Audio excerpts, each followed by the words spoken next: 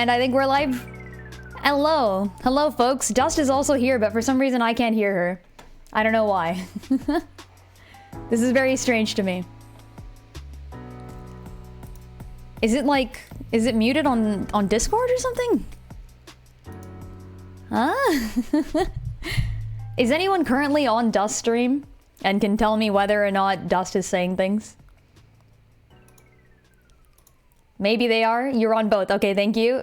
Yes, she's talking. Okay, what? You can see the little. You also can't hear Dust. God damn it. Okay. Oh, she can hear me. Okay. Hello. Woo. I am omnipresent. Okay. I don't know what it is though. I have no idea. Because I can see the little dialogue box, but the music is coming through just fine, so it's not like my audio is off. I don't know. Should we just restart Discord? Maybe it's like a Discord thing. And it doesn't make any sense though. Can I like turn up the volume of this specific person? It doesn't seem to let me. User volume all. Mute is off. What else could it possibly be? Okay, I'm gonna hang up and recall Dust. That has to be the answer. Okay, I'm back. Hello. Still no. Okay, I'm gonna hang up and I'm gonna turn off the Discord and I'm gonna turn it back on again. Clearly that's the answer.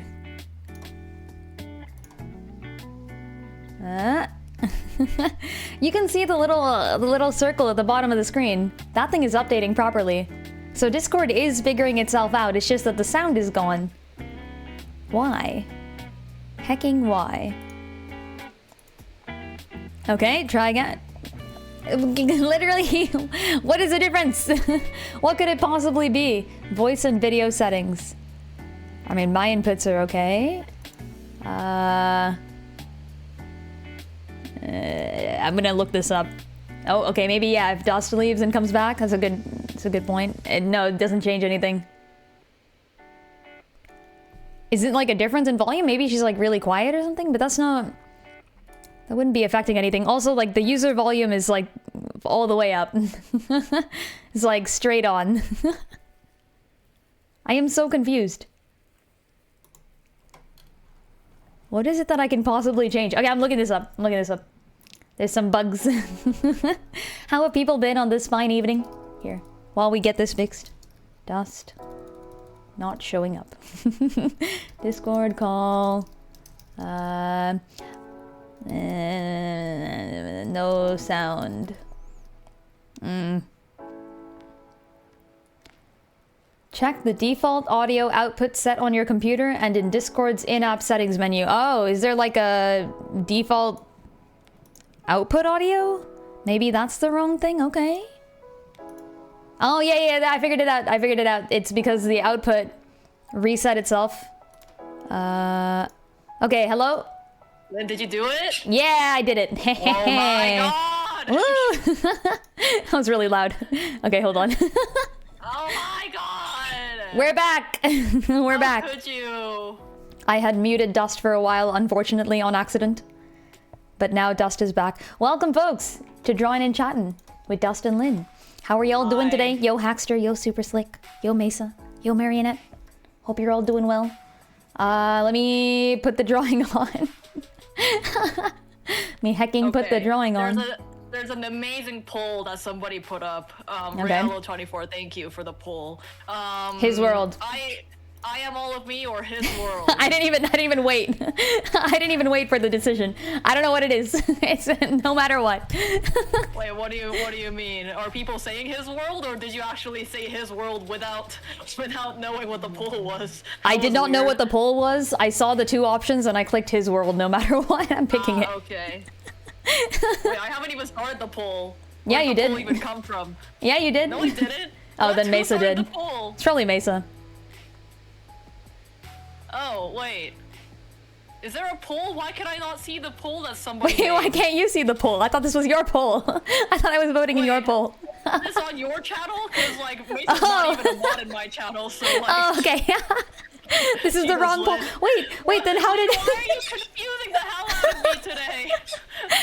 It's not me. What's going on? It's not me. Mesa has pulled a fast one over both of us. A tech crisis.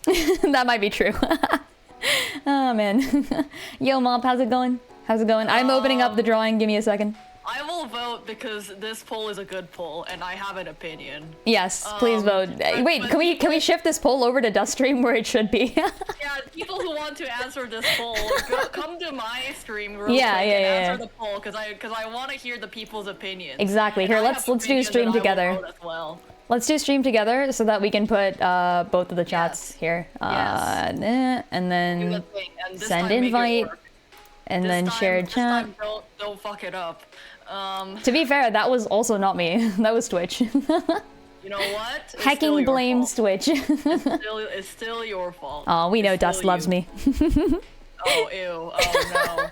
Oh, new event. Okay, shared chat started. Okay, got it. Nice. Okay, is it happening? It's happening. All right, now it is your turn. Make the poll. Everybody vote in the poll.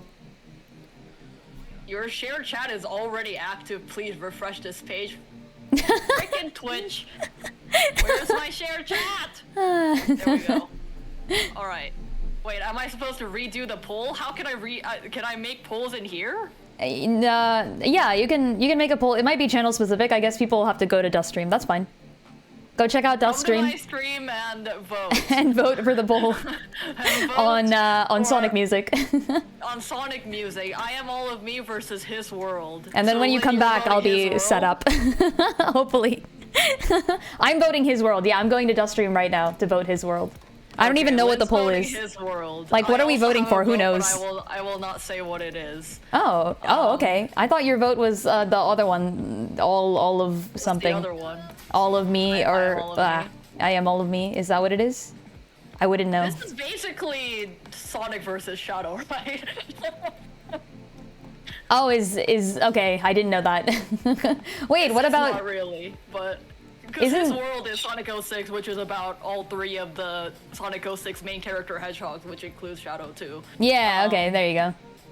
Kind of, but not really. Anyway. All right. I am here. I am ready to vote. Has the poll been started? Yeah, the poll's here. The poll's it is? open. Okay. No, His World is losing. People, go vote for His World, the only Sonic song I know. Lynn, you don't even know. This is like you voting between an apple and a pear, and you've never had pears. Yeah, pretty much. Can't you see that I am biased toward apples in this case because I've never had pears? All right, okay, let's get the drawing on. I got so distracted. Let's get the hecking drawing on. Shared chat moderation. You can take mod actions against viewers and other channels during the shared chat, says Twitch. That sounds like too much power. Oh. Third option for what I'm made of. Fourth option for all of it into turmoil. The only other Sonic song I know, which is the one for Silver the Hedgehog, which I actually don't know the title of. Oh, Dreams of an Absolution. Yeah. That's a pretty good one. Yeah, I like that one. It's good. It was a good one. That was a good one. And here, and... Oh. I am watching with bated breath as watching people cast their votes. With bated breath. Pears are mediocre compared to apples. Wow. That's valid. Did you know there is a thing that's a mix between a pear and an apple? Like, they've made one. Of course they've made one. There's genetic modification happening in here. And I've had them. They're pretty good. They're not bad. I don't know if I would like it. I don't know. Maybe I can't knock it before I try it, but at the same time, it's like a pear is a pear and an apple is an apple. A pear is a pear. Both. Like, it depends on what you're feeling today. Like, today I'm kind of feeling pears. I wish I had a pear. Fair enough, fair enough. All I have are strawberries in my fridge. Oh, strawberries are even better, honestly. I would pick a strawberry. Strawberries are great. Yay! Okay, we finally did it. All right, I got the drawing up on the screen. I can begin. I can begin. Let's go. I haven't connected anything. Whoa. Okay. What's the story about the chat disappeared mob? I'm sorry. Hold on. What's the story of Hyperlight Drifter? Oh, I didn't know Hyperlight Drifter had a story, actually. I thought that was like a sort of fast-going, move, quick, kill things game. First reaction was to tear up because it's sad. Second reaction was Aurora would feel so called out by this. Oh, interesting. I'm gonna have to give it a watch then, apparently. Or play, maybe. I've heard good things about Hyper Life Drifter. Alright, the results are in and I am all of me whiz, so woo! There you go. I mean, no. That was my vote. I knew so it. there. I called it. At least I You called. have to go listen to it now. Never. It's just the chorus, and I Am All of Me is like, it beat the shit out of the chorus of His World. I'm just gonna say. No. I know all the lyrics to His I Am World. All of Me have a piano intro? Hold on, am I confusing songs? Maybe. Maybe not. Now I'm gonna go listen to I Am All of Me. It is a good song from what I've heard, but I do not know it, so. Hold on, does I Am All of Me have a piano intro? Am I tripping? What's the song that has a piano intro? Is either this Oh, or I the forgot to other make a Shadow title the card. Hedgehog song? Here, we'll make a title I card. think Never Turn Back has a piano intro. Yeah, okay, I Am All of Me starts like this. Alright, yeah, I remember now. Should I put on I Am All of Me? Sure, why not? Let's listen to it. Because it's a great song. I love this song. I also love His World, but like this song's just better. His World is cool because it also fits Ace Attorney Investigations too. Dude, Lynn. I'm sure you could put this to some Ace Attorney storyline. Oh, I'm sure you could. No, I've joked about this before. The only reason I know His World, the song from Sonic the Hedgehog, is because somebody like 10 years ago made an AMV for it. Based on Ace Attorney Investigations 2, which is already an obscure game, made more obscure by the fact that it literally didn't have an official English translation until very recently. I Am All of Me is like very hard too, so Oh, really? would like it. Like you think His World is energetic, and I Am All of Me is like that's some straight up headbanging song right there. Fair enough. I do like a good active song every now and then. Is Johnny Joeli still alive? What's he doing nowadays? I heard he was on tour. And he still sounds exactly the same as he did when this song came out. That man's got an amazing voice. Hey. Drifter does have a story, but you really gotta look for it. Ah, fair enough. I do like things with hidden stories. Maybe I will have to look this up. Maybe I will. I've heard a lot of good things about Hyper Light Drifter, honestly, so,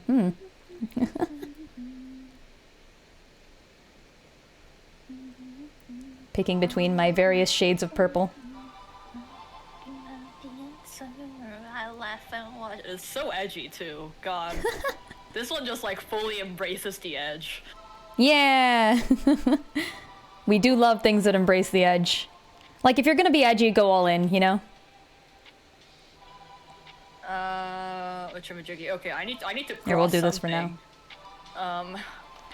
Remember he's pursuing legal action against Sega. That's true, but I've also, like, I've kind of learned that it's not worth looking into all the drama, all the quote-unquote, it's not even drama, all the legal stuff that goes on between artists and publishers or whatever, like Wait, labels or whatever. Who's pursuing legal action? Whoa. Johnny Joeli is the vocalist of Crush 40. He sang both His World and I Am All of Me. Oh, and they are going against... Oh no. What happened? I think Sega used His World ? On marketing material when it wasn't stipulated that they could use it. I think that's what it is. And I actually don't know who's actually in the right and in the wrong. I haven't looked that far into it, and I don't really intend to because I don't think it's worth it. Like, all of the legal disputes in the creative field are always going to happen. It's just like whatever comes out, I'm sure there's an argument to be made for either one. Unless That's it's fair. like egregiously wrong, in which case like the verdict should be easy anyway. Right, good point. Yeah, apparently Crush 40s Fighting Sega. did not know. See, like that's the thing. That's the kind of comment that can blow it out of proportion. And at the end of the day, it's just like Johnny Joeli has some creative rights over that song, and those should be protected. Like that's all this is. Like he should be compensated accordingly if Sega is going to use it for, you know, things that were not Originally in the contract, I guess, like, or anything. explicitly, yeah, contractually put on paper for. Yeah, Like, definitely. I'm sure on the back end it's not very exciting and just, you know, going legal back and forth. Anyway, that's the song. Wow, I can't believe I was talking about a lawsuit while this was going on in the background. Anyway, let's get to the chill playlist. Also, apparently His World won in my chat, but All of Me won in your chat. That makes sense because I'm the sad and edgy one. That makes sense, but it makes less sense because I did go to both and vote for His World. I should have gone to your chat and voted for. You voted all of me, yeah. All of me, yeah. Yeah, I know, right? Guys, like, being happy is overrated.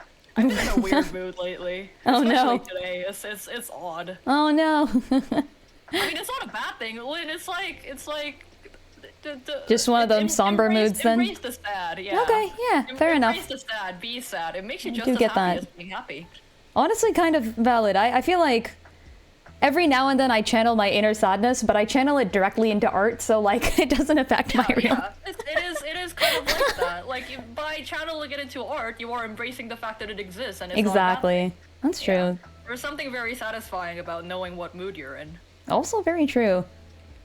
Yeah, I think people have probably, some of the people here have seen like the artwork of 4 from like ages ago. Oh yeah. Definitely drew that when I was feeling a little off. I was like, ugh, everyone has days like this. And so does 4. I'm gonna make him suffer. So do fictional characters. Yep, pretty much. Like fictional characters only have days like that. Oof. Hard knock life. Why does this thing keep saying chat paused due to scroll? Okay, I got rid of it, never mind. Somebody tell me what to draw. Baldur's Gate characters. Also, why is the exposure so bad on this version of the drawing? I wonder if I can turn that down or something. Can I don't know, put the... I should draw the letter M? Does this work? Okay. I don't even know what that means. It looks kind of washed out. Like, Here's too bright.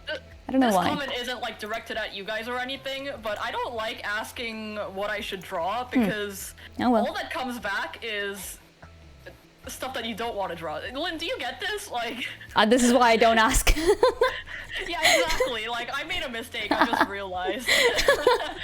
It's like you ask what you should draw because you have no idea what you want to draw. But when you get suggestions back, it's never what you actually want to draw. Like, I think usually if I'm feeling like I want to draw things that other people are suggesting, then I'll turn it on. But that's pretty rare, I think. Like. Yeah, exactly. Yeah. Usually you have. I don't know, even if you don't have an idea of what exactly you want to draw, you still can distinguish between what you do and don't want to. This is a weird conversation we're having. I mean, I also, exactly. I think at this point... It's not of you guys' fault. You guys are not mind readers, and you can't get into my head and figure out what it is that I actually want to draw, but... But yeah, I don't know. Sometimes like asking for what I should draw is not the correct answer to what I want to do that day. Yeah, I feel like for me, at this point, I have this really long list of suggestions that people have given me over time, and they're all so cool, and I really want to draw all of them, and I'm kind of just going through them in order of like priority.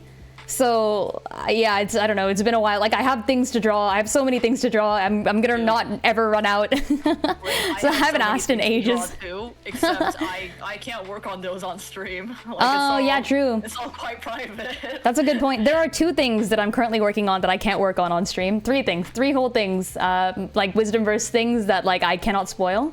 So I have to draw them off stream. Other than that though, usually most of the stuff that I'm working on is like I can like show you guys, you know. While I'm on it. Yeah, also Monday drawing streams are kind of weird because usually on Mondays I've been drawing all day on Saturday and Sunday. So it's like on Monday it's like I want to do something chill, but also I want to do something that I am proud of or I want to work on. Yeah, that makes sense. A ferret stuck inside a Pringles can is amazing. I love that. Pinocchio in BG3. Pinocchio has like Liza P. Old Pinocchio or like Liza P. Pinocchio? I think Liza P. I think that's gotta be Liza P. I feel like Pinocchio in Baldur's Gate would just look like Pinocchio. Like Pinocchio. It's the same style, isn't it? Yeah. Alright, I am going to attempt to draw a ferret stuck inside a Pringles can though, because that's funny. Ideas I never would have thought of. I love that. They are very Pringle can shaped, right? I believe ferrets are quite long. Oh, okay. Are they like the snakes of the rat world? Snakes of the rat world. That's how I'm gonna imagine ferrets from now on. I mean, they are quite long. I famously know nothing about animals, by the way, if anyone's wondering. This isn't even like a persona or anything. This is just literally me. I don't know anything about animals. Yeah, Lynn doesn't know anything about animals. I don't know much about animals either, actually, but... You know more than I do. I do know more than Lynn does, because, you know... Because that's a low bar. I didn't, yeah, exactly. I didn't actively avoid learning about animals growing up. I mean, I didn't actively avoid learning about animals. It's just that, like, all the animal information went in one ear and then, like, went right out the other. Lynn doesn't have the natural curiosity for animals that a lot of people have. They're nice, I guess. You know, they exist. They do things. I can see why people would think they're cute.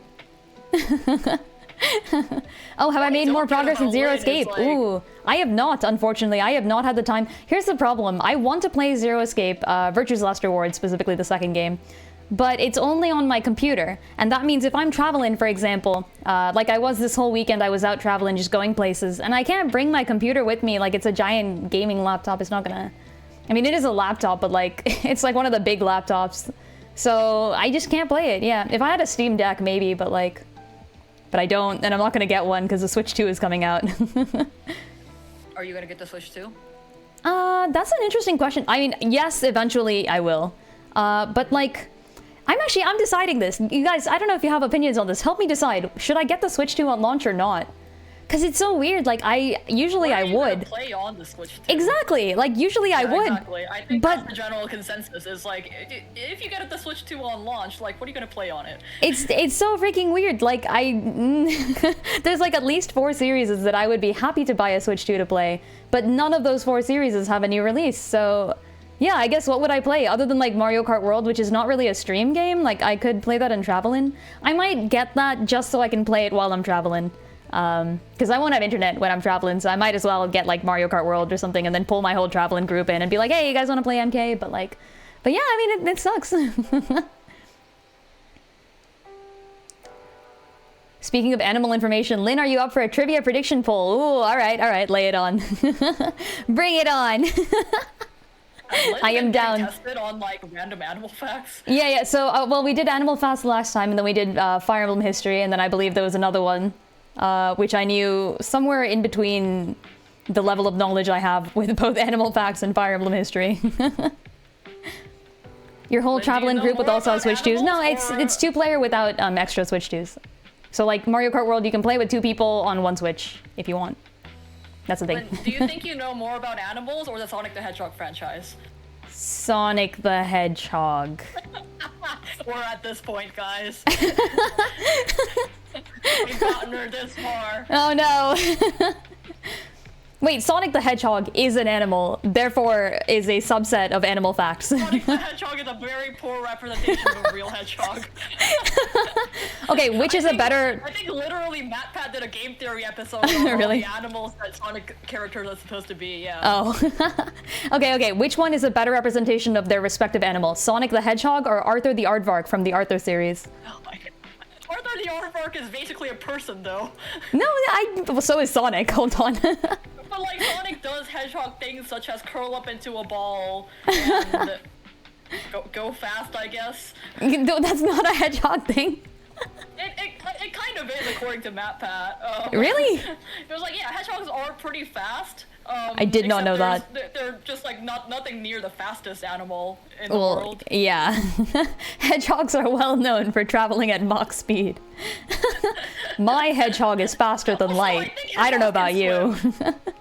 Can they swim? Oh. I think hedgehogs can swim. Okay, well then, yet another inconsistency. Video games aren't real. I have been lied to. I think also like Tails is supposed to be a... Tails is a fox. Red fox. Yeah. I know this. I know this. He is a red fox, but the game says he's a fennec fox, which is true. Is there like, what's the difference? A fennec fox is that like small little desert fox with the big ears that you see sometimes. Oh, in, like, yeah. Cute fox videos and stuff. Is that not Tails? It kind of looks like Tails. Well, they look like each other in that they're both foxes, but no other. Tails' design takes after red foxes more. Oh, okay, fair enough. Who am I to question the animal Sonic things? Ooh, poll. Okay, all right, let's do it. Hold on, I'm making the poll or prediction. to their respective animal, I believe, is Rouge the Bat, who is based on an Oh. Honduran white bat who has the same color Oh. scheme as she does. I didn't know that there were white bats. I thought that was just like an albino recoloring. No, there are white bats with yellow skin that look just like Rouge, except for the boobs. Okay, Dust, you're also participating in this. Will Dust or I know the answer to Arlen's question? You have... Let's go 5 minutes to place your bets. Start prediction. Do have the cutest ears. It's too long. Okay, there. What is the Go. what is the question? Well, we won't know the question yet is the thing. So first, chat gets to vote. And by vote, I mean gamble. Chat gets to gamble. So this isn't really trivia at all. This has nothing to do with your knowledge. It's No, just... it will. It will have to do with your knowledge soon. Hold on. So chat first gets to gamble on whether or not we will know the answer to the question that will be asked. Oh, I see. And then... I see. So they're gambling on our knowledge and not like their guesses or anything like that. Yeah, pretty much. Because that's not fun. Right. Because you already know what you know, but do you know what I know? Aw, thanks. Deleted. We should do one of those like, how well do you know each other things, and have Ooh, people we bet should. on the results of that. That would be fun. That would genuinely be fun.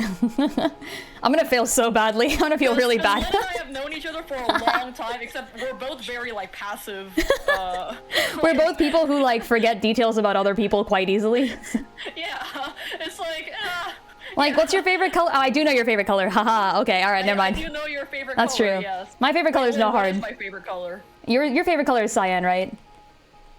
Oh my goodness. I'm well aware of this. No, that's wrong. What's not right? Oh, did you change it to lavender or I forgot? No, it was always purple. What? Did it start off being lavender? Why do you think it's lavender? It's just purple. It was like a light purple. Okay, yes, I do think I gave you literally a hexadecimal code one time, and that was a lighter lavender purple. Yes, it was. But- Get wrecked. So why'd you say cyan? Because I thought you changed it later and you said it was blue.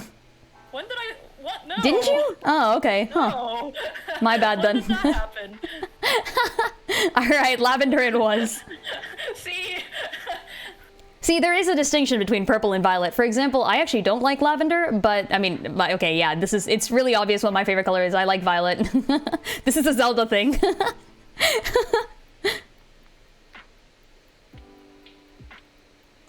Violet is in the rainbow. I mean, purple is the subcategory, or no, the super category that includes violet. I think violet is a shade of purple.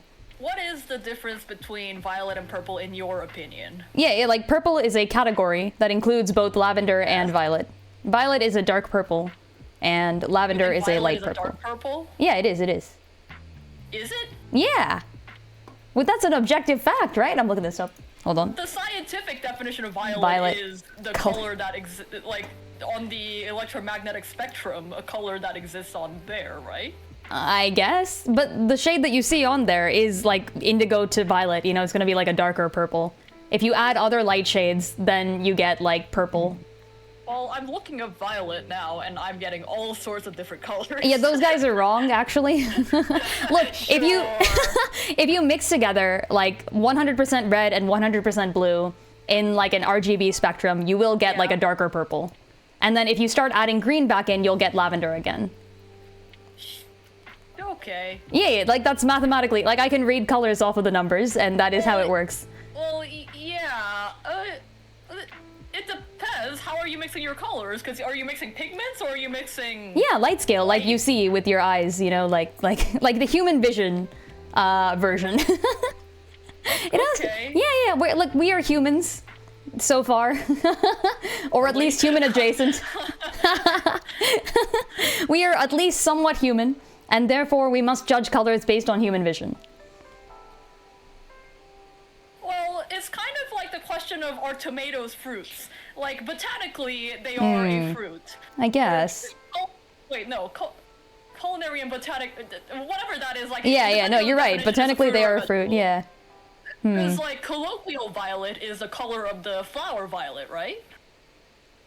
Is it? I think of violet as the shade that you get when you put in 100% red and 100% blue.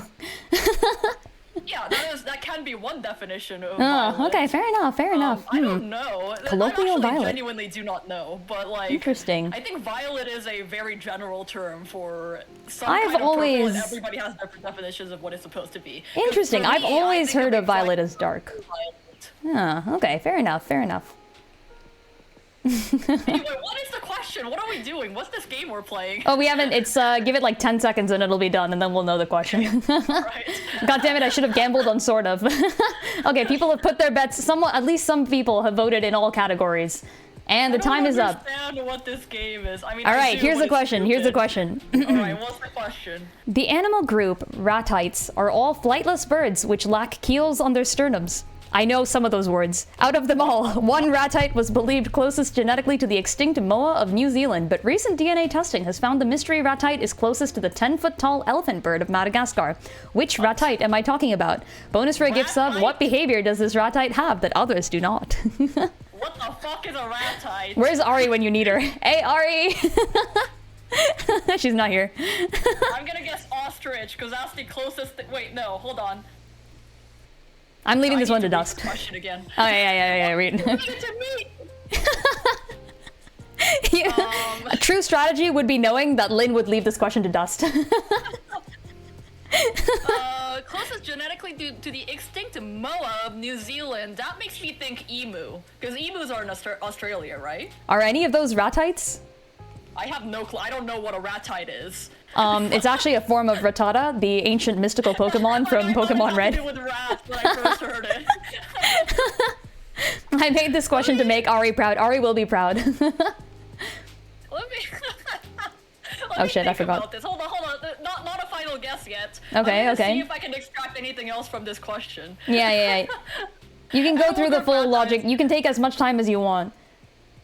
I spent like a decent amount of time. Keels on their sternums. The sternum is a bone close to your chest. I do know that. The keel is like a protrusion on that. I didn't know that. I mean, I knew it from boats, but I'll be honest, I didn't know what the birds were. Like I'm guessing it looks like a boat's keel. Yeah, okay, that makes sense, One ratite was believed closest genetically to the extinct moa, which I believe is a large bird, kind of ostrich or emu-like. Oh yeah, okay. What about dodos? Is that kind of dodo-ish? No. No? I know those guys because they're like dead. Maybe. I have no clue, but I think a moa is big. Like Hey, Bob summoned Lonk from Pennsylvania, let's go! Oh my god, Long from Pennsylvania! You've done it. You have the best link. The only link. The only link. I have a joke based on Long from Pennsylvania that I'm also gonna draw. Just keep an eye out. I'll be posting it soon. Oh my god, what's the... Oh, this is Escape from the City. This is a very chill version of Escape from the City. I am going to guess... Do you give up? Do you give up? I have no better guess than emu. Okay, is that it? Alright, emu. We're locking it in. And by we, I mean dust.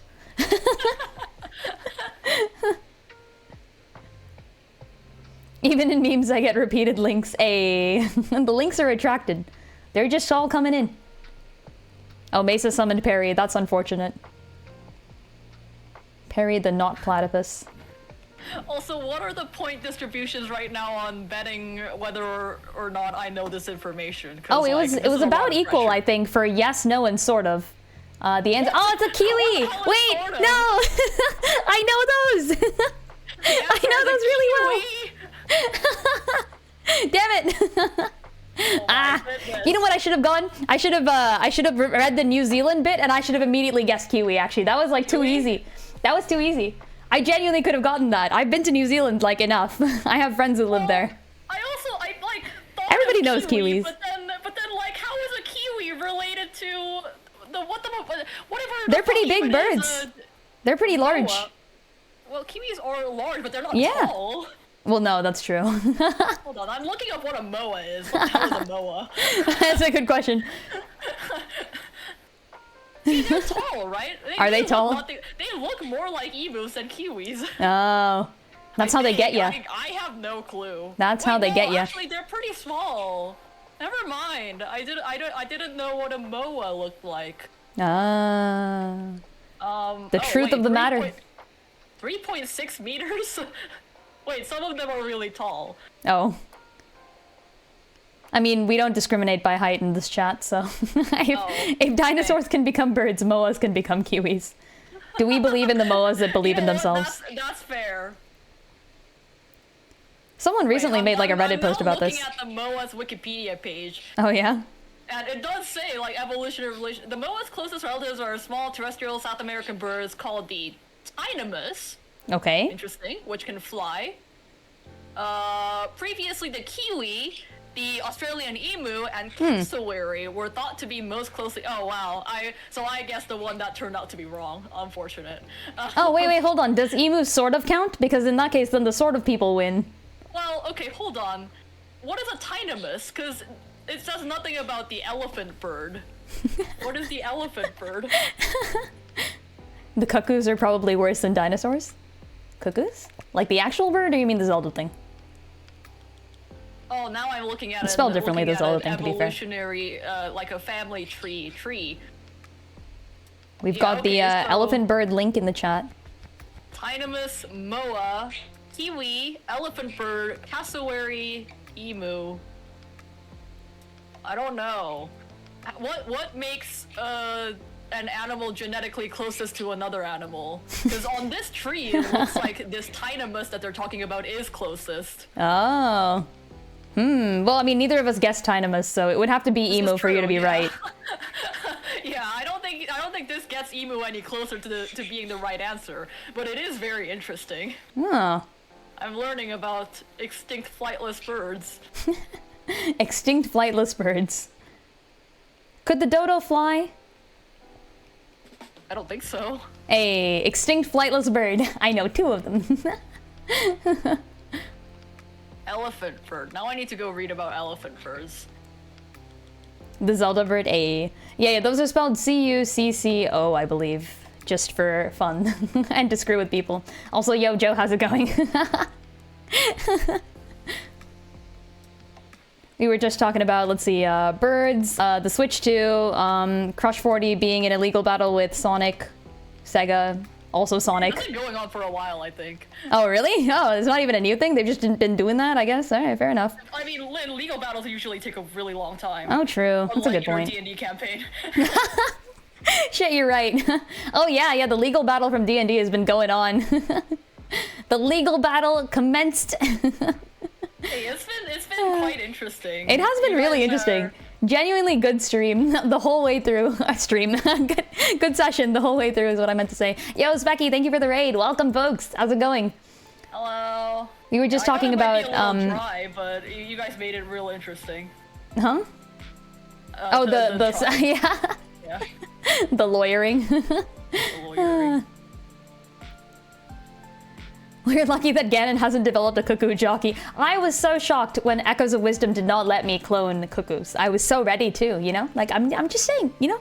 If you let us kill... You're talking about the Zelda bird, not the... No, not the real one. They're invincible in Zelda. It's like a well-known joke. You can attempt to kill the bird as much as you want. They will not die, yes. And when you hit them 4 times... Cuckoos, they summon like a whole flock of them, and they commit murder. And you hold them over your head and fly, right? Yes, and you can also hold them over your head and fly, yeah.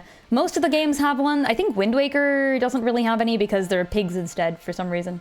I don't know why. I have a plush chicken that I bought because it looked like a cuckoo. Actually, no, it doesn't really look like a cuckoo. It just looks like a chicken. Yeah, fair enough. It was the perfect size where I could hold it over my head and fly. It is I, Specky, the greatest strategist known to time. Ooh, we're gonna have to fight for that title, Specky. No, I'm kidding. Call yourself what you like. I know the truth. I'm also getting there. Wow. Welcome. How is you've been playing Dark Deity, right? Is that what you've been playing? Are you still playing that? Been hearing some pretty good things about Dark Deity 2. Apparently they fixed all the problems with the original, so I'm kind of excited about it. It will be one of the options on the poll for what games to play next. Hey, Callie, no Breeze, thank you for the follow. Welcome to the Rocket Crew. Hyrule's games also have no cuckoo. Yeah, good point. Back in the olden days when cuckoos weren't real. What color is a ferret? What color? Like brown, right? At all to raccoons? They do kind of look like them. They do. They do. Well, have a little that, bit. Like, the energy going on. They have the energy. And the chaos, yes. The chaos. Okay, Yeah, I'm the gonna go kiwi this is like an Pringles iconic fan flightless bird of New Zealand. I know. I knew kiwis existed. I promise I knew this. I just didn't say anything because I'm like, what do I know about birds? I second guessed myself. Oh, well, I thought Australia was close enough, so I guess we knew. Ah, valid.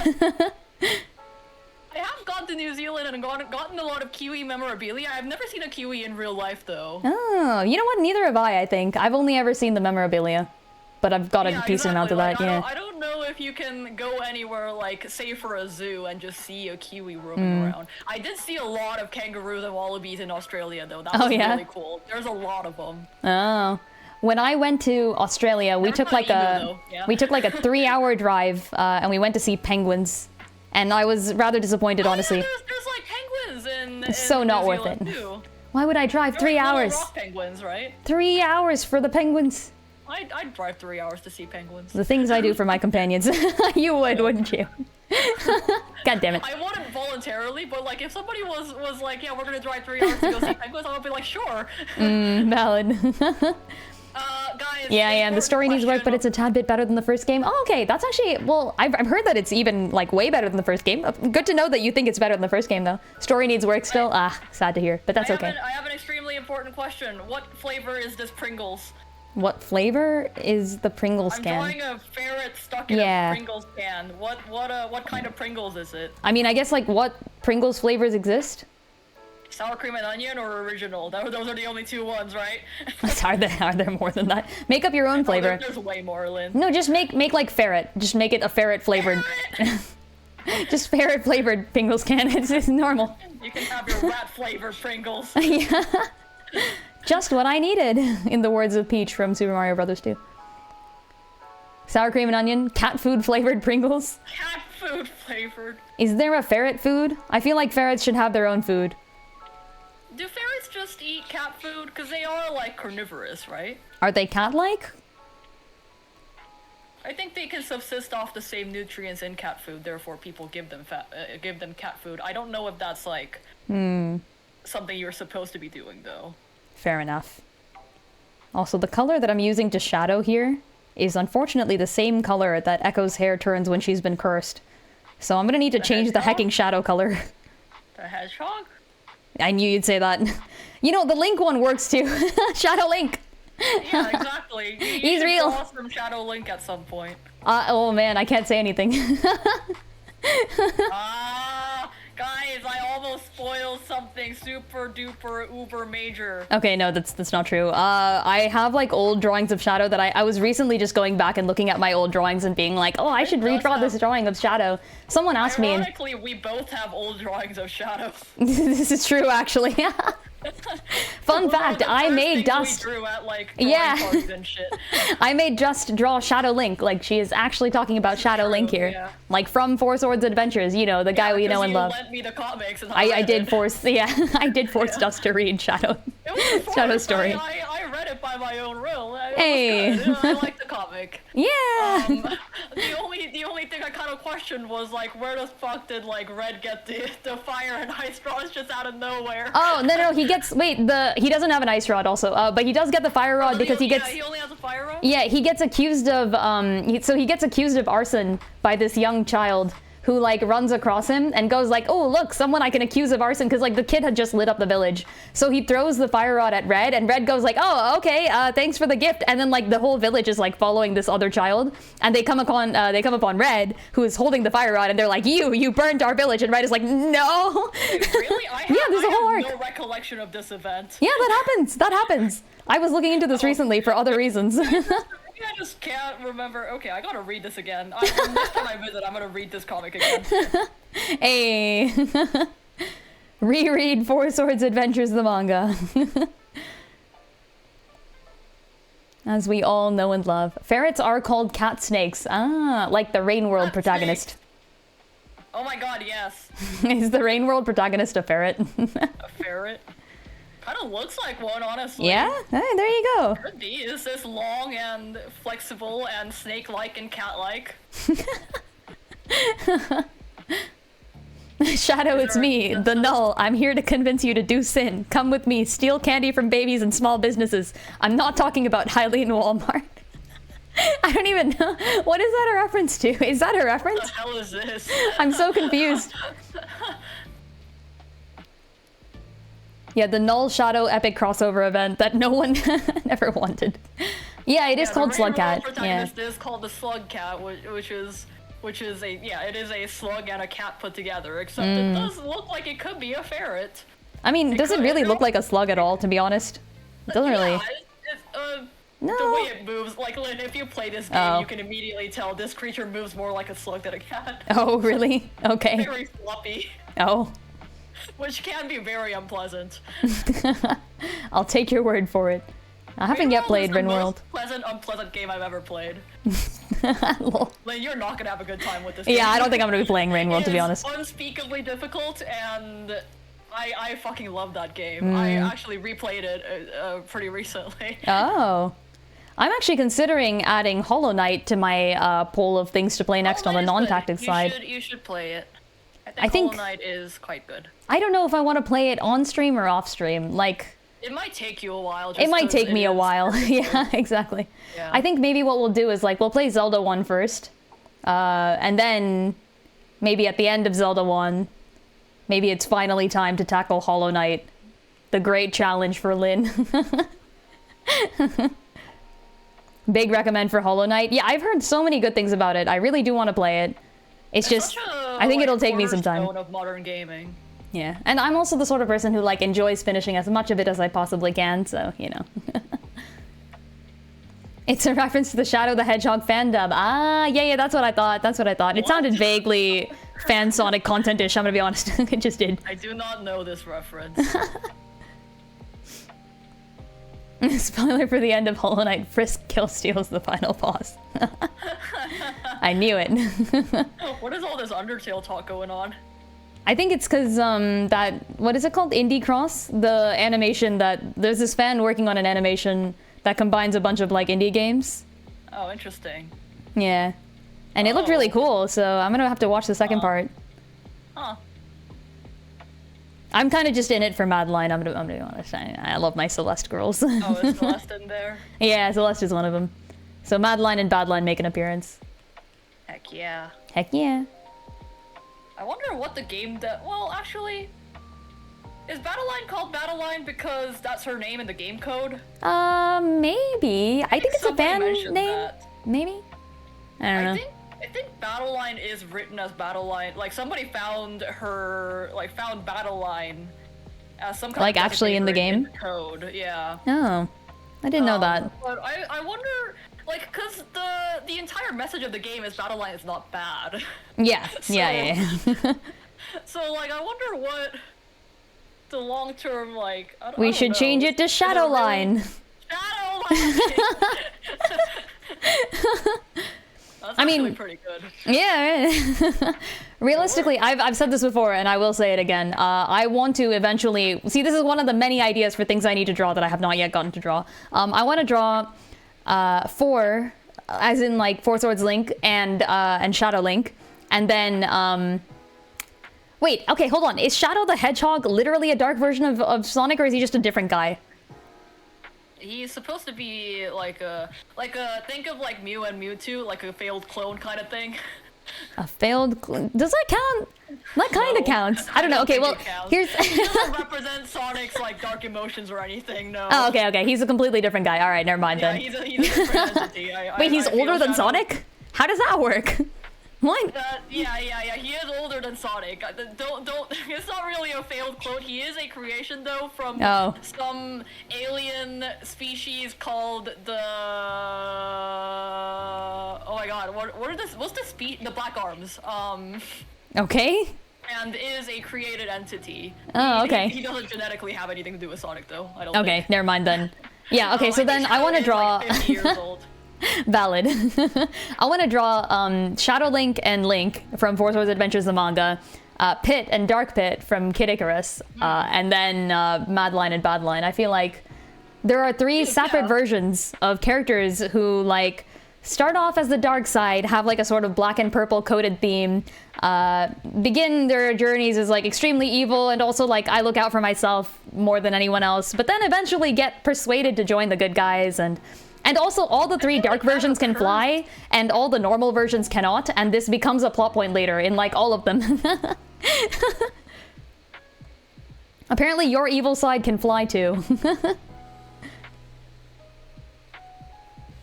Yeah, that does occur. I feel like there's gotta be more examples than just those 3.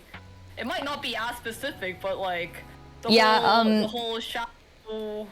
So Hikari from Octopath Traveler 2 has a dark side that he, you know, slowly fights over the course of the game. And I was so ready for him to, like, embrace the dark side of himself and become, like, fully, you know, human or whatever else they want to. But he literally just kills the dark side and keeps going. Oh, damn. I was like, oh shit.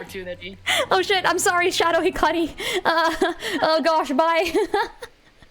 It was a good time. Damn. Chara never becomes good, so Chara does not count. Chara is evil, that is the whole point. Chara is also like specifically a different person. Yeah, that's true. Chara is also specifically a different person than Frisk. Like, they're the first human, right? Yeah, also no purple-black color scheme, yeah. Like, Hikari's dark side is purple-black color scheme, is like the shadow self, is like a part of him and represents his evil thoughts and bad side, etc., etc. But Hikari does literally just kill him. Doesn't That's the classical narrative, is you just overcome this thing and then kill it. But I like the newer narrative. I like the newer narrative, yeah. Well, is it new? I was talking about at the beginning of stream today. Sometimes you just gotta know that, like, a part of you will always be on the edge. This is true. Is it new though? Hold on. Four Swords Adventures, the manga, was released in 2004 and ended in 2005. I'm talking like the classical narrative is classical in the way that is very like good versus evil. Oh, you mean like super classical? Okay, yeah, fair enough. Yeah, the classical is so classical that anything relative to it is new. Yeah, true. It's a good point. They do become Frisk's evil side. Yeah, that's a little different. That's like a different person who is evil possessing you, you know, like you can't blame, like, Dusk, for example, for getting possessed by Ganon, you know? Like, that's Ganon. There's nothing you can do about that.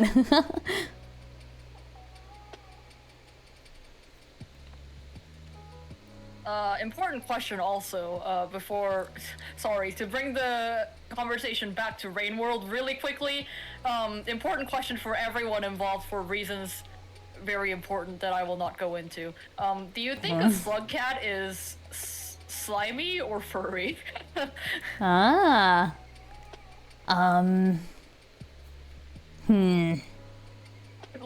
you're not supposed to think that hard about it. It's just no. There's It's got to be some physical. I've seen the movement a little bit. They look slimy to me, I think. They do look slimy. This is true. Kind of have like a slimy feel. Slimy. Think Slugcat is both. Slugcat is both. Just fur covered in slime. Like, it very well be, because the way that Slugcats are drawn in, like, quote-unquote cutscenes, like in the more artistically rendered shots in the game, they do look like they have no fur texture. But at the same time, they were created, like, those are engineered beings, and they were created to clean pipes, and I don't think cleaning pipes would work very well if you're just Oh, yeah. Interesting.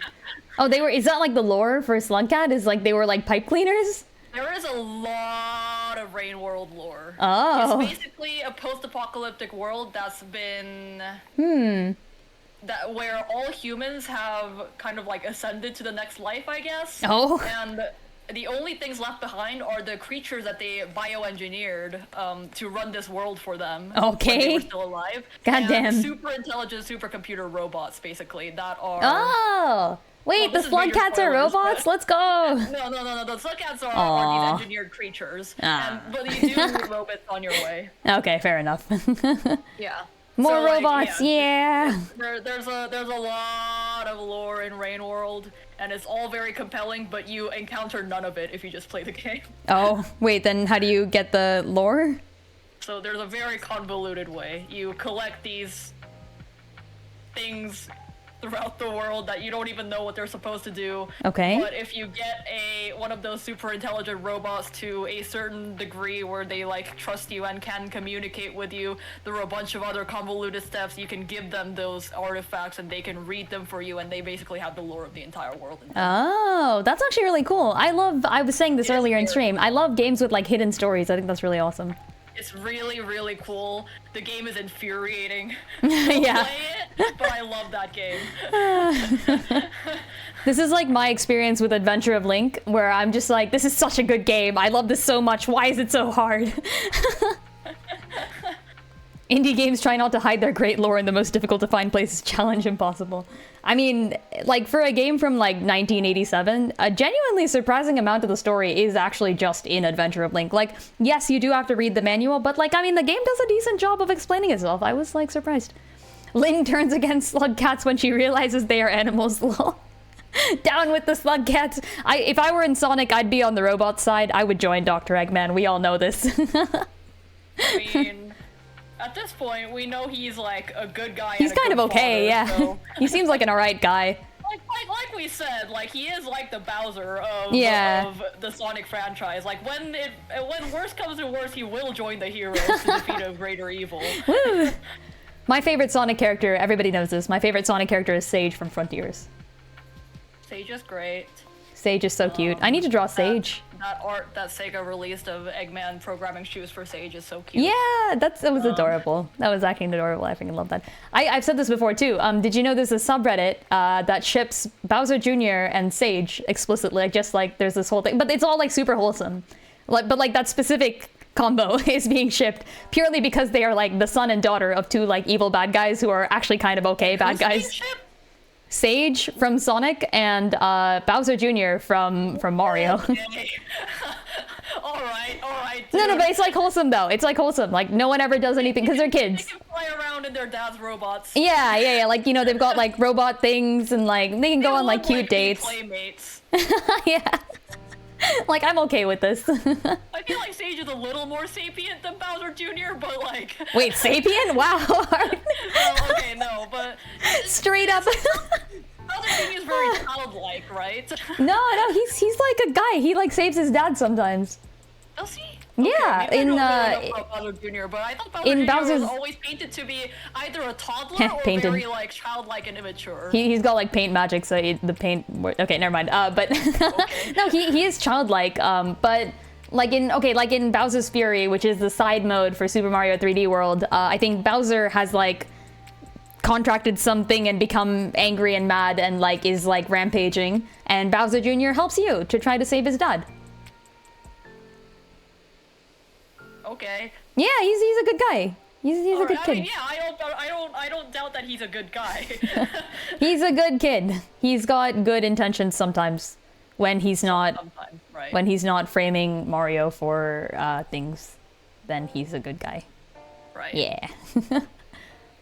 I mean, maturity-wise, I don't think he's like fully an adult, but like neither is Sage, right? Like Sage is supposed to be like she's mature for her age, but she is young in age, right?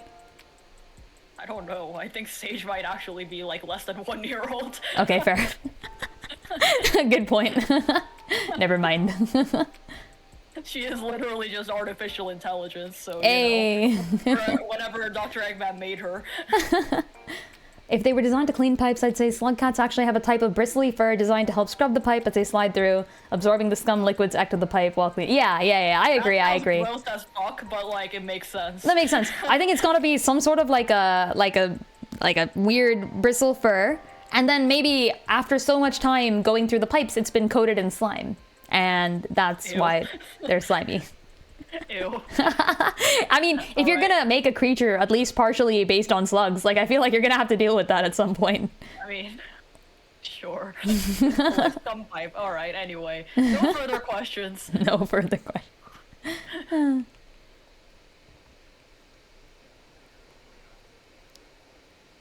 I'm having such a hard time drawing this ferret in a Pringles can. Oh yeah. It really wants scritches.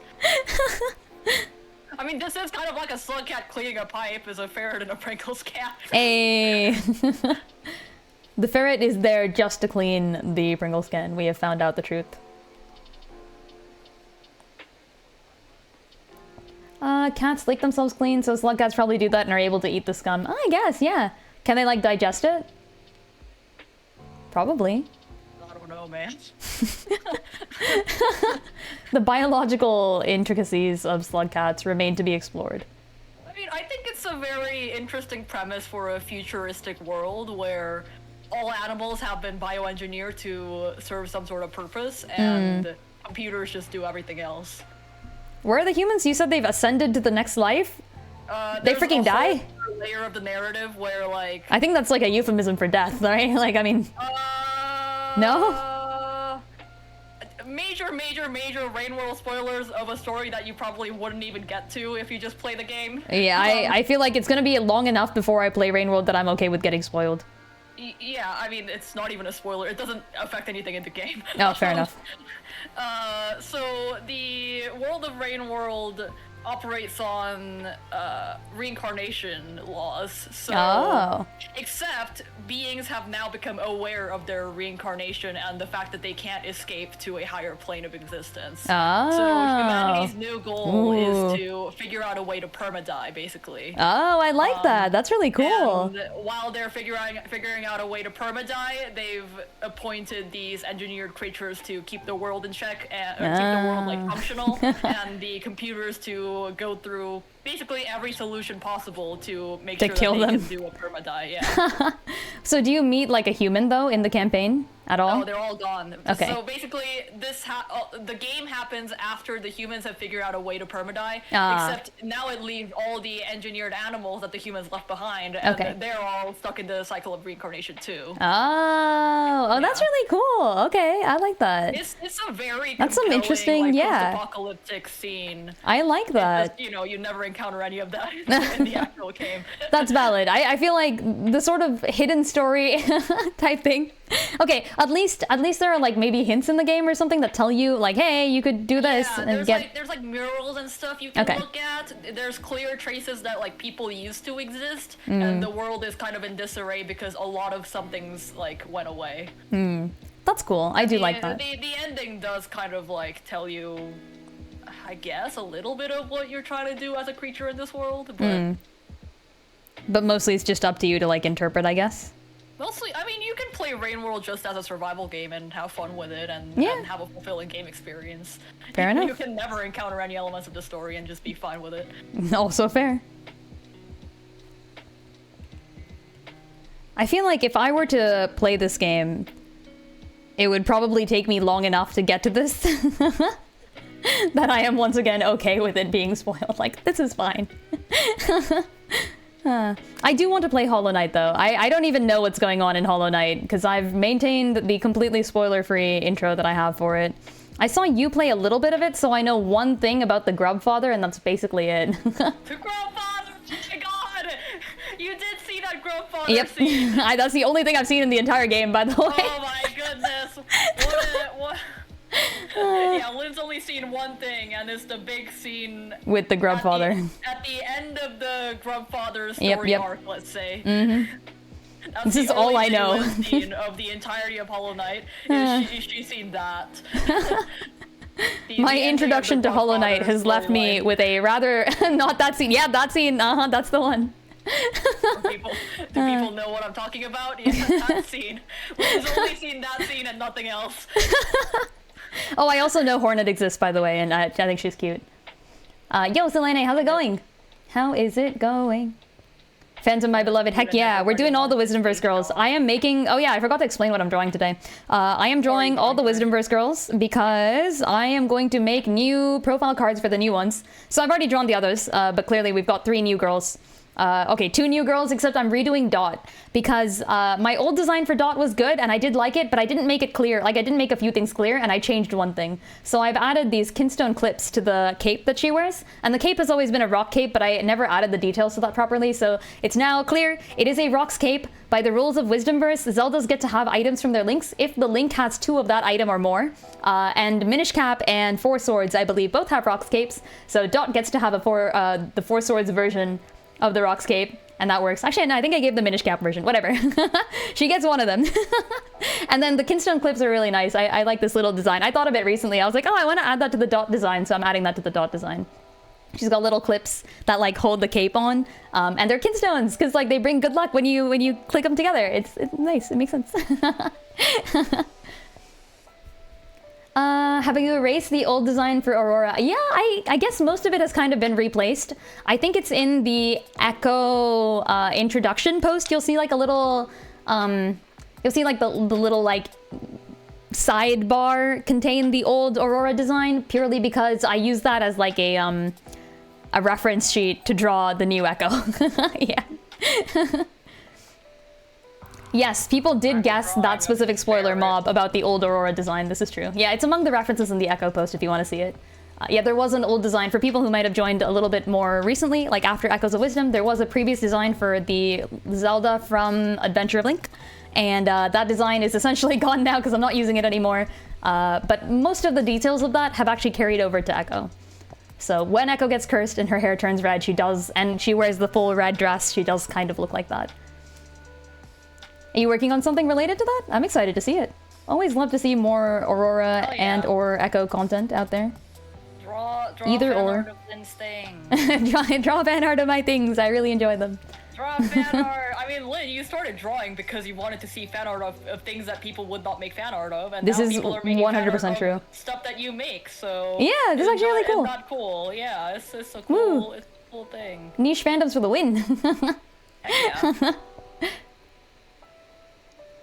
I say as if I'm in a niche fandom. I mean, you Is Sonic are niche nowadays. Oh, yeah. I don't know if Sonic is niche. To be fair, Zelda isn't really niche. Isn't niche. Yeah, Zelda isn't really niche. I think the niche part is the fact that like I have the small comic, right? Even Linked Universe is not niche anymore, right? Like I feel like enough people know Linked Universe. Maybe. Should I go and start a Sonic fan comic? Yes, do it. Have fun. I will call it Adventures of Dr. Eggman's Robots. I think that already exists. Oh, does it? Heavy and Bomb. I could believe that. Yeah, thank you for the link. Yeah, Marionette has posted the link to the comic right there. If you type in !mark comic, you'll get a link to the little comic that I run. It's called Wisdomverse. It's about the Zeldas. They're right here, the Zelds. Oh my Yeah, God. the Link comic is not mine. I need to... See, this is the thing. Okay, we are now running into this strange... I never expected this phenomenon to occur. It's gotten too popular! I didn't expect people who don't know Linked Universe to come to my site. I drew the Zeldas and 2 of the Links. Spirit and Silent are mine. All the other links are from Linked Universe. I need to make like a thing explaining this. You need like some sort of pinned post on all of your social media sites. Yeah. I'm gonna draw like a short comic at some point. When I finish the new Zeldas, I'm gonna... So you don't face another legal action by Yeah. like, the original Yeah, I was talking about this. I was talking about this with Dust earlier, like off stream. Like I was just saying, like, because I use the links from Linked Universe because I purely, like, I genuinely think they are so cool. Like I very much think the Linked Universe creator did a great job of making links, giving them personalities, combining certain ones. There's really not much I would change about that, and the few things that I wanted to change, I have, just because the links are not the main characters of the story I'm telling here. It's like the Zeldas, right? So I'm not gonna like. I don't want to like make entirely new links and then not use them essentially, but I also love the whole Linked Universe concept so much that I'm like, I'd rather just pay tribute to that. But I don't want people to think that like I made the links. Like this is not true.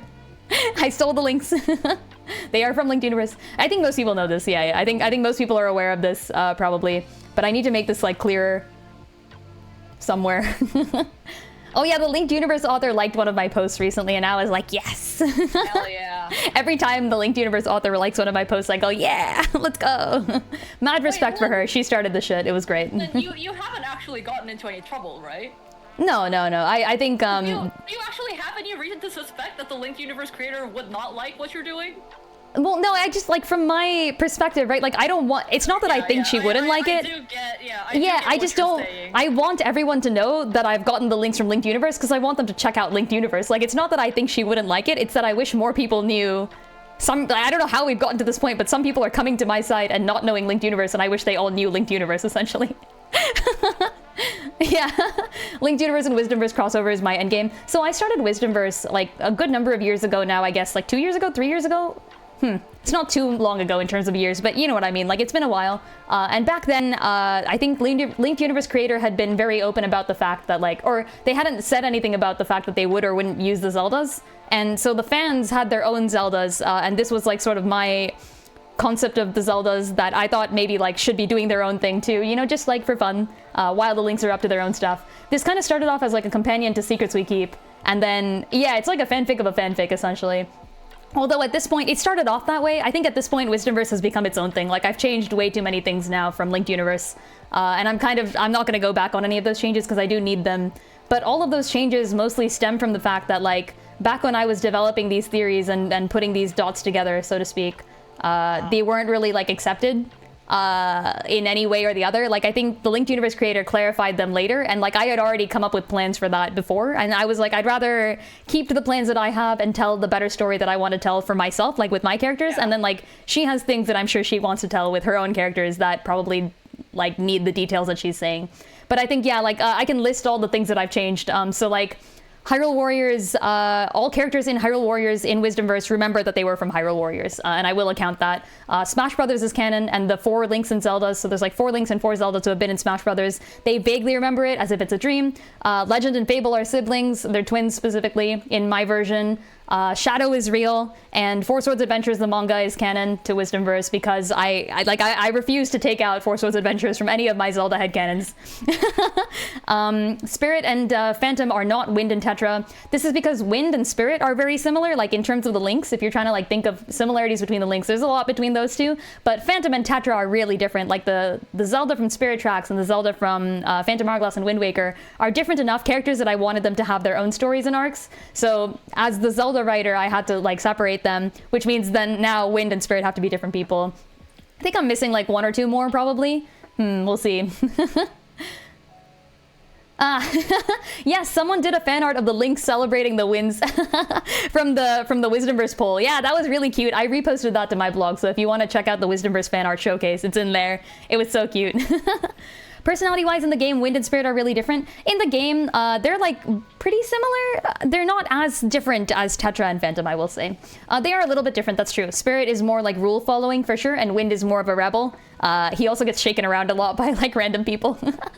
But I think the fan canon of like Wind and Spirit does separate that even more, and I agree with that. Like when I designed Spirit, I kept to the way that I think Spirit is in the game, which is to say somebody with an intense case of OCD. like not like an actual diagnosis, but you know, like he's very rule following in the sort of like clean up your shit way. Yeah, Hyrule Warriors did fuse them a little bit. So the way that this works in Wisdomverse is that the Hyrule Warriors version of Wind is Wind. And he, I haven't drawn this yet, but I have a little, like, funny comic planned. So Phantom is Phantom, and Tetra is Tetra. When Phantom shows up in Hyrule Warriors, she gifts Wind a few things from her world, one of which is the magic train. And Wind is like, oh, holy shit, a magic train! And she's like, I can teach you how to use the cannon on that. But Wind does not wait to learn how to use the cannon. Wind just drives the train straight into the enemies, and she's like, yeah, I guess that works too. That's funny. Yeah. He gets a sand rod too, I believe. So sand rod and the spirit train. Yeah, so you asked, let's see. Twilight called Artemis Dust's sister. Yeah. So they're not like actually canonically sisters or anything. It's just that like all the Wisdomverse Zeldas are sisters by default, you know. It's like we call all the Linked Universe Link's brothers. That's the same sort of way. I think they specifically have more of like a sibling rivalry. Like Dusk and Artemis hate each other. Which is to say that like if either of them were in danger, they would definitely like risk their lives to save the other, but like goddamn that girl, I hate her so much, frick you, you know. Like they can never agree on anything, and that comes from their games as well. Like Artemis in game is very reckless, very like, I guess confident in a cool way. She'll do anything to get what she needs to happen. Versus Dusk, who's super cautious, surrenders to the bad guys when they come to her door. You can see those effects in the game, and it leads to them conflicting a lot. Yeah. Oh yeah. Okay. More questions. Ooh. This is fun. I don't like answering questions over text for some reason as much as I like answering questions in person. If you have questions to ask in person and you want like quick answers to them, just come meet me on streams, folks. No, I'm drawing at the same time. Always ask your questions. Feel free. Why did you name Artemis that? What's the reasoning process? Yeah, so in terms of the names for the Zeldas, I also did not come up with those entirely. Those were the fandom names for the Linked Universe Zeldas from the beginning. I'm using them to like maintain consistency in Linked Universe. That said, I was there for the Artemis naming scheme process thing. There were like 3 names we were considering back in the day. I think Artemis was always the most like well-known one, but the other 2 were Athena and Valkyrie. I don't know how you pronounce that, you know? The like warrior type from ancient mythology. Valkyrie? Valkyrie? I don't know. I don't know if there is like I don't know what the correct pronunciation is. Yeah, neither do I, actually. I've never heard it pronounced. I've seen it so many times, but never seen it pronounced. Weird enough. But yeah, no, I think those were the three names. Other mythologies in Zelda just feel weird. I mean, Aurora's there. We're not questioning that. Aurora's name is literally from Sleeping Beauty. But yeah, Artemis is there because I think... I didn't know that. Oh yeah, it's literally from Sleeping Beauty. Yeah. The reason Aurora is called Aurora is because the Sleeping Beauty princess is called Aurora, and the Adventure of Link Zelda is literally Sleeping Beauty. Like, there's no difference. Yes, Aurora means dawn also, at least in Spanish, and I think Artemis does have some connotations in Greek, so I'll give it that. I think in both cases they're references to mythological characters, which is fine. Yes, Echo is Dawn's great something something something aunt, yes. I have a little drawing that I also haven't had time to draw, where it's just like, sometimes the family is you, your immigrant boyfriend who keeps saving the world, and your great aunt from the past, who fell asleep for multiple centuries and just woke up.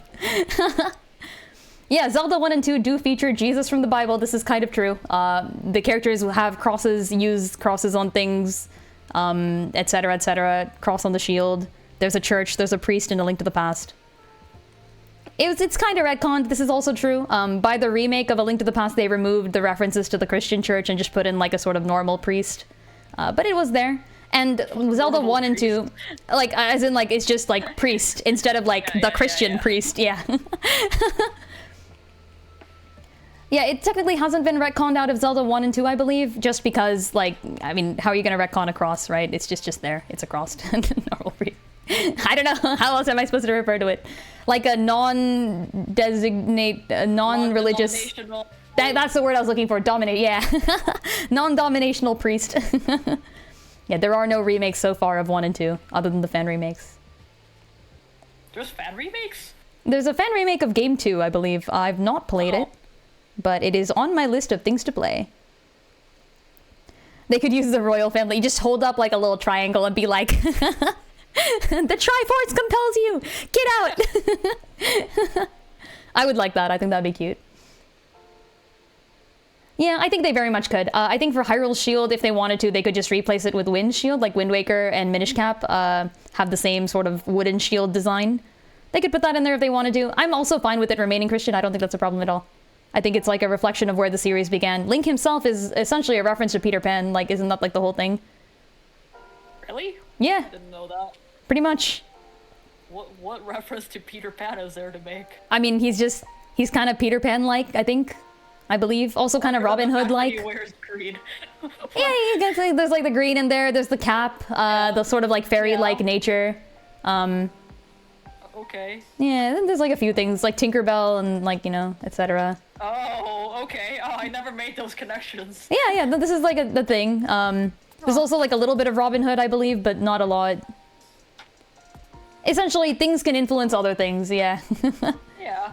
And I'm fine with Artemis being Artemis for that reason. I've also chosen to focus on the sort of like archer aspect of her for that reason, and also because it makes her unique. She can shoot the most arrows. And she's very proud of that. The best is in Faces of Evil, you just throw a book again. And yeah, at this point, the CDI Zeldas are the only ones that aren't referenced in Wisdomverse, and that's because I have not yet played them. Yeah, Dust, maybe you should play the Adventure of Link remake. Ooh. Do it. Is that a challenge? I honestly would. I would suffer through it. They don't even have save states. I would just need to suffer. Honestly, I'd be down to play like a clunky old Zelda game. I feel like that would kind of be fun. Then you'll like this one. You should play the original Adventure of Link, actually.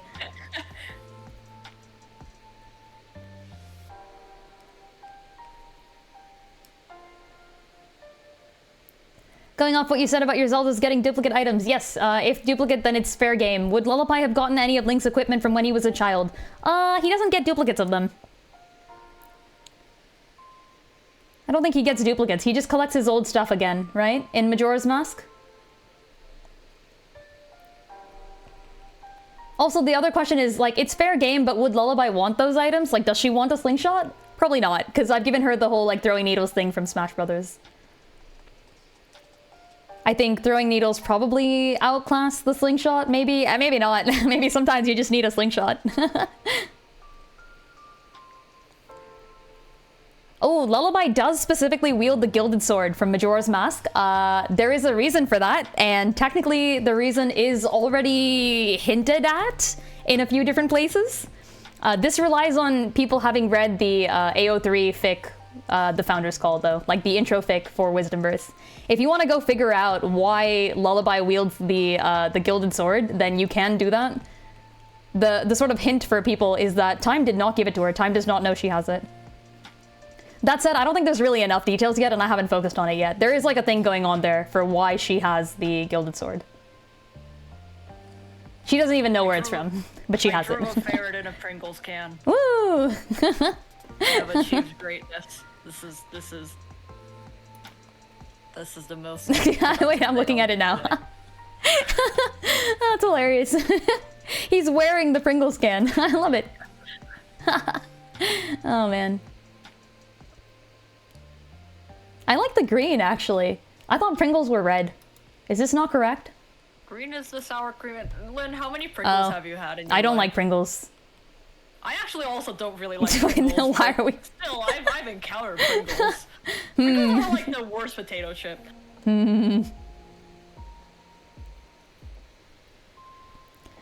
Didn't think she'd get to use stuff like the slingshot. Yeah, I mean, honestly, if you can, I'll take more items. Just thought of how my mom had more proper items, and that might have been stuff that Link stopped using as he grew up that Lullaby could have used. Yes, so he did stop using the Gilded Sword, for example. But he did not give it to Lullaby. There is a reason that Lullaby has it. Link did. I'm not gonna say anymore. When I eventually like connect those dots, I want people to be like, oh, so I'm not gonna spoil it here. But there are dots being connected. Yeah, out of curiosity, what were the other items? What were the other child items? And because any of those count technically. Oh, did the gamble not finish? Whoops. Let me fix that. What should I draw? Wait, choose outcome. Lynn, what was the Zelda that I drew last time? You drew Echo, I believe. The depressed one, Echo, yes. Yeah, the depressed one. The depressed one. Goddamn. Shit, you're right. I could draw another Zelda. Oh, draw another Zelda. Yeah. Okay, which people vote for a Dust rendition of a Zelda. Yes. People vote for a Dust rendition. Dust has actually played 2 Zelda games. She has played Twilight Princess and Spirit Tracks. That's a fun fact about me. Fun I played fact. the best and worst. One of the most well-loved Zelda games and one of the most widely hated Zelda games. Yeah, pretty much. I say this as a die-hard Phantom Hourglass and Spirit Tracks fan, but like, I mean, come on, okay? We can't deny the fact that people don't like Spirit Tracks.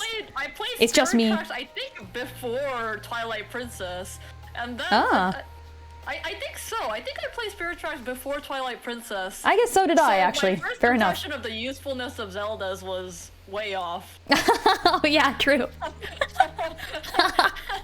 You started off with the game with like the most active Zelda in the entire 21 series, except for Echoes, obviously. Zelda's so cool, and then later on, Zeldas were never that cool. Yeah, in Twilight Princess, I will say, as someone who has had to do a lot of thinking about the Zeldas and what powers they all have, I had to rebalance the shit out of Dusk. Look at her. I love her so much, but I kind of love to like... Like, she doesn't actually do too much in the story of the game, other than give the Triforce of Wisdom to Midna, which is obviously a really cool move. She does tell Link and Midna about the location of the Master Sword, which I'm sort of taking to mean that she's done like a lot of historical research. Maybe when she was like stuck in the castle, she like read all the books there. So I painted her as like a bit of a historian who knows all the things of the old past. But I did give her skills from Smash Brothers to balance out the fact that she doesn't have as many powers in the actual game she's from. Lynn, can you send me your design of Spirit Tracks Zelda? Yeah, sure. Hold on. Spirit? She's called Phantom actually, because the Link is called Phantom, Spirit. Right, yes, the Link is Spirit, you're right. This is, so actually, I was also there for the naming of Spirit and Phantom. I remember back in the day, this is like 3 years ago, I suggested Astra for the name, because Phantom kind of leads to some confusion, because Phantom Zelda is not the Zelda from Phantom Hourglass. From Phantom Hourglass, yeah. That's what I was gonna say.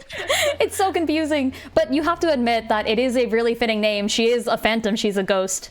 And then she possesses the phantoms. Not the robots, the armor. The armor dudes are called phantoms. They're giant robots, yes! Okay, let me send you, the Spirit. They are like mech suits for a ghost Zelda. They kind of are, yeah, shit. Spirit and Phantom, oh wait, no, it's just Phantom. Phantom is a mech pilot. Okay, hold on. Pilot. Phantom Wisdomverse.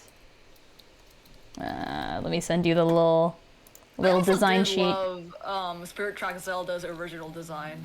I think it was a cool design.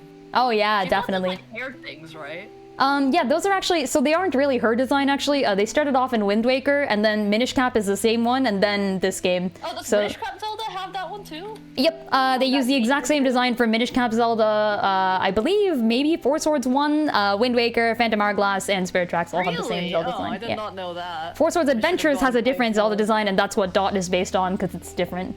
Okay, let me send it to you. Yeah. Alright, let's see. The hookshot, the bow, and possibly elemental arrows. That's true. I would give her the bow and elemental arrows. The thing is, I think Link doesn't have 2 of those, right? Link only gets 1 copy, because you don't get elemental arrows in Majora. Do you? Oh, wait, you do. No, you have the... Wait, do you? No, you only have the bow and arrow. You don't get elemental arrows. I think he only gets 1 copy. The reasoning here is, like, a Zelda can have a Link item if the Link had duplicates and would have given one of the duplicates to the Zelda. Or a Zelda can have an item if they, obviously, like, if they canonically wield it in-game, then it's theirs. If it's also something that they can acquire and, like, have a reason to acquire before the events of the story, then they can have it. So, like, Dot can pull the Minish Cap elements, the Minish Cap elements, that's, like, allowed. Okay, here. I put a lot of thought into which items Zeldas can have as well. It's all canon. I'm doing my best to stay as canon as possible, because I enjoy that shit. Love my canon. Dusk is playing chess while everyone else is playing checkers. Dusk is playing 5D multiversal chess. Yes, thank you. Oh, this is an awesome design. This is a very good design. Oh, thank you. I'm glad you appreciate it. Yeah, I wanted to go, like, combine the ghost bit and the armor bit, you know? Yeah, it's perfect. Yeah. Spirit Tracks is best Zelda, heck yeah. American bread can't be sold in Spain as bread, it has to be considered a biscuit. I did not know that. Why? Is there, like, a reason for this? Hold on, what is this layer? Why is there a layer here? Okay, delete it. Alright, and then we're gonna do some things. Yeah, let's see. Elemental arrows and Great Furry Sword, everything else are duplicates? Okay, wait, so... Hookshot... I think Hookshot works. I think she definitely could have it, but I've rebalanced. So what I did is I gave each of the Smash Zeldas, because there are 3 mainline Smash Zeldas. That is to say, 3 Zeldas that show up in Smash Brothers, which is Dusk from Twilight Princess. Here, I can actually show you them too. Here, Dusk from Twilight Princess, Lullaby from Ocarina of Time, and Fable from technically A Link Between Worlds and A Link to the Past. They're combined here. I think it's supposed to be A Link Between Worlds, maybe? Someone said that it's supposed to be A Link to the Past, but I kind of doubt that, because the whole point is that they were trying to get people to play A Link Between Worlds. Like, that's why they included Fable. Anyways, either one of ALTTP or ALBW, she's wearing an outfit that's sort of a combination of both in Smash, which is great because in my Wisdomverse, she is also a combination of both. Like, they're both the same. So because there are exactly 3 Zeldas, forgetting Dawn in the corner here, from Smash, I've given each of them one of the 3 Smash skills. Like, so there's Neru's Love, Din's Fire, and Furor's Wind. They're originally from Ocarina of Time, but the 3 of them get to use 1 each, so, eh.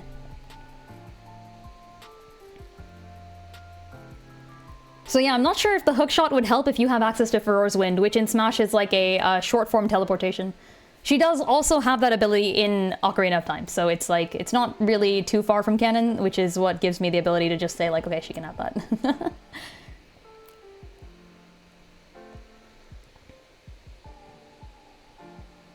She's gonna be reacting to the ferret in a Pringles can. Yeah, like, what the frick is this? But I like that. I like the mirror shield. I think she could totally use the mirror shield. That'd be fun. And the Lens of Truth, that is a duplicate item, isn't it? Ooh, okay, here's the question. I like that, Slick. I think that's super useful. Well, okay, but first of all, actually, so Artemis, because she's from Hyrule Warriors, already has the Mirror of Truth. And I think the Mirror of Truth is a little bit more useful, even. It's like the same. I'm willing to give Lullaby the Lens of Truth, but I think Artemis would use the mirror first, in any case where it would become necessary. As long as both of them are around, that is.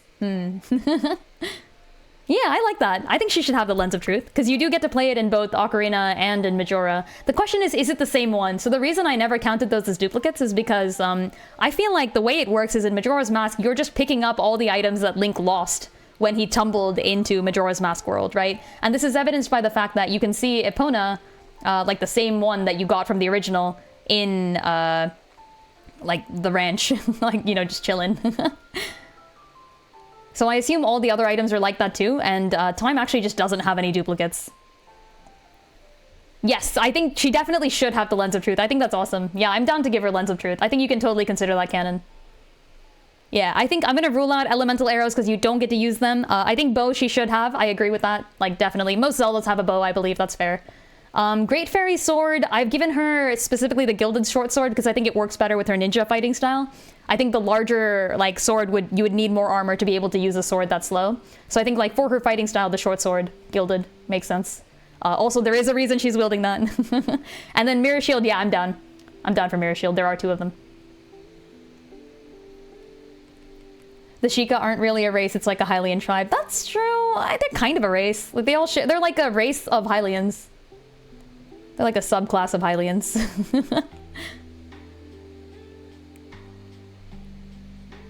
Yeah, I definitely think it makes sense. So the backstory for Lullaby specifically in Wisdomverse is that, so after Link came back in time and told Lullaby, like, hey, this is the thing, Ganon is evil, she had to go, first of all, avoid people trying to assassinate her. Like, now Ganon is out in the open and has been accused of various crimes, and she had to also help collect the evidence that would put him away. At this point in the Wisdomverse, Ganon is locked away, but remnants of his forces are still out there. And perhaps something else is going on in the shadows. Was that like the trailer synopsis? Yeah, pretty much. There's a better trailer synopsis in the text somewhere. I wrote this shit out. I'm not going to be able to recite it from memory, unfortunately. There's one for each of the Zeldas. They have their own little stories that they're going through. Yes, the Sheikah characters do appear as Hylian, but they're like Hylian Sheikah in TOTK, and they're like very clearly a different race. Like, they all have white hair, etc., etc. Wild can learn the Earth spell that the Yiga clan uses. That's true. That's true. Although, to be fair, we don't know that the Yiga clan spell is like limited to like Sheikah descendants or anything. The Yiga are also Sheikah, of course, but yeah. That's true. I would accept that. I think, like, I would like to believe that anyone could learn that spell. Maybe, who knows? Maybe not.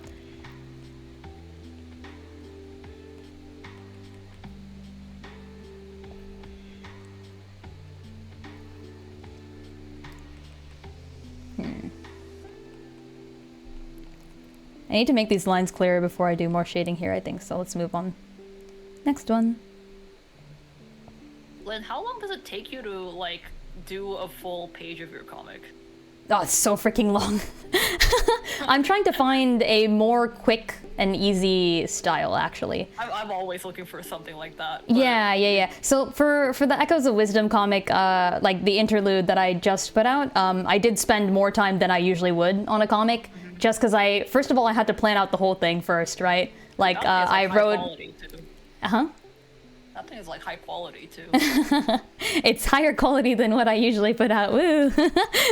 I think my quality has improved. I mean, I think my quality has significantly improved over time. And also, yes, I did want like a kind of higher quality, full colored, you know, like proper, all the details are in there type of thing. There was like a lot of content I had to cover in a very small number of pages, and this was how I did it. But yeah, I think for like the actual Wisdomverse comic, it's a little bit shorter than that, so... I don't know. I guess we'll see. I want to find a style that's quick enough that I can kind of just, like, make comics faster, but we'll see. It never happens that way! It never happens that way, it's true. There's always a trade-off between me drawing, like, extras and, like, other things, and drawing the comic. Yeah. Like, right now... Yeah. Right now, for example, I'm prioritizing this. Because I actually do think I need to finish the little, like, title cards with the character personalities, and then maybe I'll go on to... Because then I can, like, when people ask questions, I can be like, just check out this thing. I've already put this all together. You can take a look over here. Yeah. There's innate magic like the sages, and everyone else's magic like the earth spell and wands. Yeah, I think so. I'd like to think that other people can use magic. Magic systems in Zelda become very interesting. There are only a few people who have innate magic, I think, throughout the series. Lots of Zeldas do have it, but not too many Links. I think there's really only one super canon magical Link, which is to say the first one, Hyrule. He's the sorcerer of the group. What is your top 5 Zelda games? Ooh, that's a question. That's hard. Okay, all right, I've got a list. I can pick top 3 pretty easily, I think, right? Because, like, Majora's Mask is objectively one of the best. Like, I have to pick that for, like, yeah, it's good. Like, everyone agrees this is a good game. Phantom Hourglass, I have a special relationship, so I've got to pick it. And Echoes of Wisdom, of course. Echoes of Wisdom is in your top 3 now? It's gotta be in my top 3 now. It was so good. Okay, I felt like Echoes of Wisdom was a game that was made for me. Like, I don't know, I started playing it. Yeah, okay. I started playing it and I'm like, this is my fighting style in like all the other games, except they've made a game about it. This is so good, yeah. Jeez. Like, you can find the videos of me playing Link to the Past as like, there's like the old streams for that if you want to look them up. Like, I'm telling the truth, I promise. I genuinely like I picked up and threw pots as weapons instead of using my sword because I prefer that shit. Like,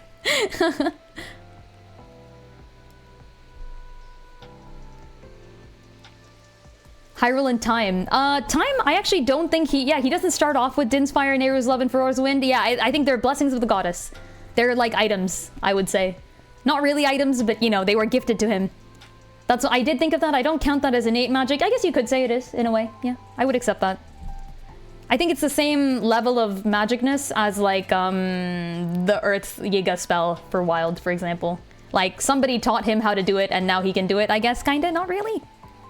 I think it's actually, no, I take it back. It's a little bit more magical than Wild's Earth spell. Yeah, a little. That's valid, that's valid.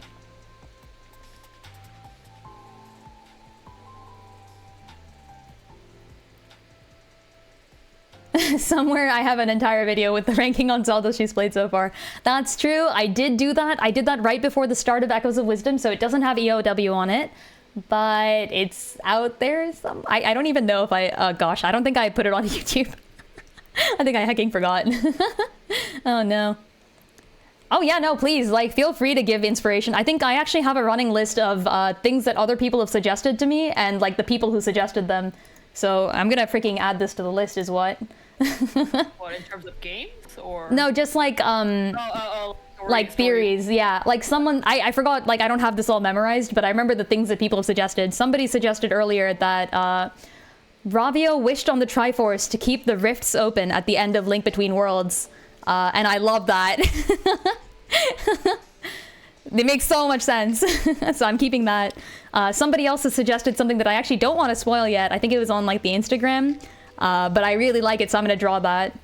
I have a list of like the people who've suggested it too. So Super Slick, you get credit for the suggestion that Lullaby should have the Lens of Truth. I agree. I think she should. The mirror shield from MM would be pretty that'd be pretty funny too. Does Time use the mirror shield though? Because if Time uses it in Linked Universe, I'll give it to him. I think Time deserves it more. The mirror shield is Time's. Like, so here's the thing with Lullaby and Majora. It's weird because Lullaby is the only Zelda who doesn't actually have a game, technically. That said, she's been on enough like adventures for her own lifetime. It's just none of them have games about them. So I can kind of portion her items from like various other adventures, but to be fair, she wasn't in any of them.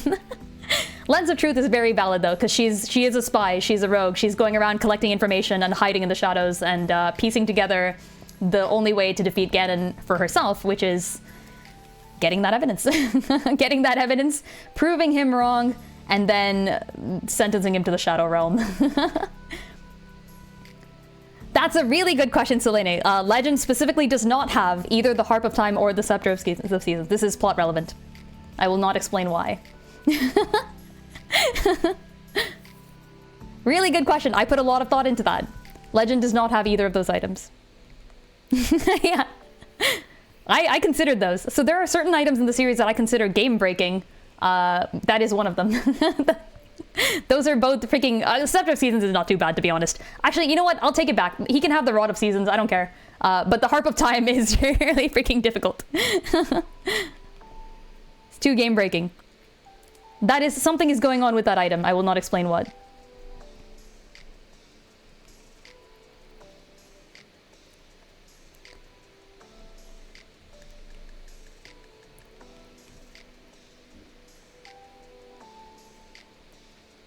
NGL, I think that would be really funny though, Slick. I'll have to draw that. This is my shield, and it's just like screaming back at people. Yeah. I love the mirror shield from MM. I think it's hilarious. Since Majora's Mask is one of my favorite games, I freaking remember all the items. I 100% did that back in the day. Back in the olden days. How is the split between the olden days? How is the split between Silence and Echo's items? Yeah, they can both use both, to be honest. I think they probably have preferences. So the way I drew them, actually, fun fact for the people who keep up with the comics, the panel at the bottom of page 4 has Echo and Silent both wielding items from Cadence of Hyrule. I have played Cadence of Hyrule, I 100%ed it in normal mode, and then I went back and played it Deathless as well. Echo is wielding my main Deathless weapon, and Silent is wielding my main normal mode weapon. Because I didn't know that. Cool. Yeah, fun stuff. I put a lot of thought into this, guys. Feel free to look for secrets. You're either gonna find them or you're gonna find mistakes. And you can be like, hey Lynn, what's up with this like random panel here? Why is there a dot? I'd be like, ah shit. Forget that exists. Yeah, they are distinctly different shields. I think Time uses the Ocarina version because it doesn't have the face on it. Yeah, it does use the Ocarina mirror shield, yeah. Yeah, then I guess it's fine, yeah. Lullaby can have the Majora one. Actually, to be honest, I don't think she should. Purely because, like, I don't think her fighting style involves a shield at all. Like, you've seen Sheik fight in Smash Brothers, right? Like, I mean...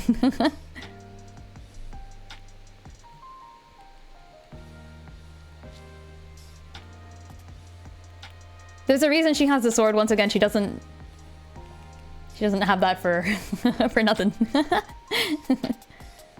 I like the Lens of Truth, though. I think Lens of Truth is definitely required. Yeah.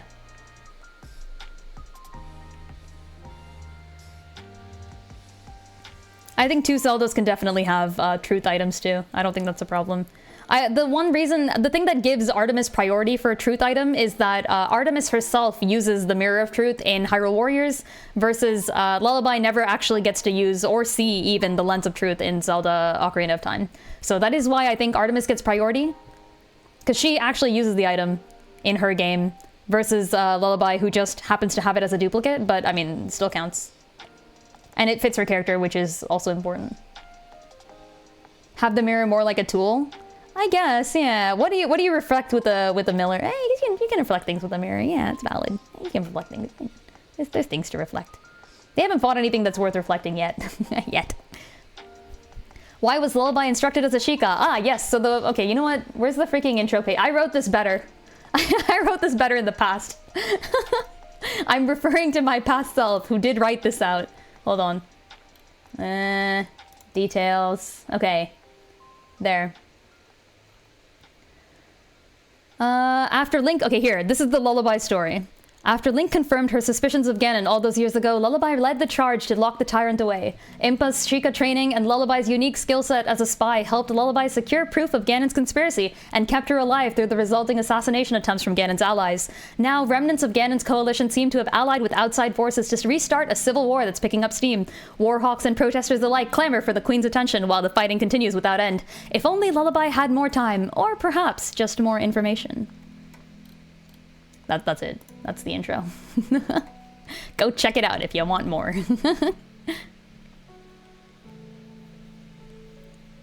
Yeah, I think all 3 of the Ocarina of Time Zeldas got Sheikah training. And I think I refer to them as Requiem and Elegy. So Requiem is the one who teaches you the Sheikah Requiem song.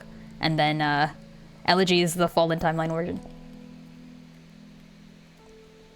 Counterpoints, it'd be funny. Yeah. Agreed. And more MM representation is good. Also agreed.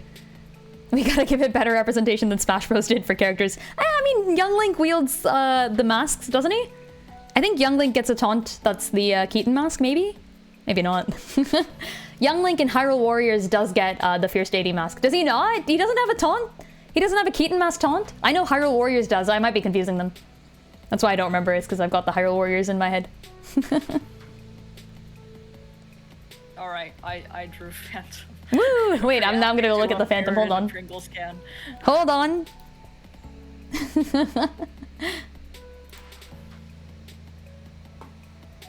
Oh, it's put me in ad zone. No. No. Yeah.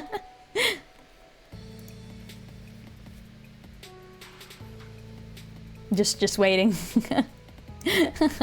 Fear not. Shall wait forever. It shall wait forever.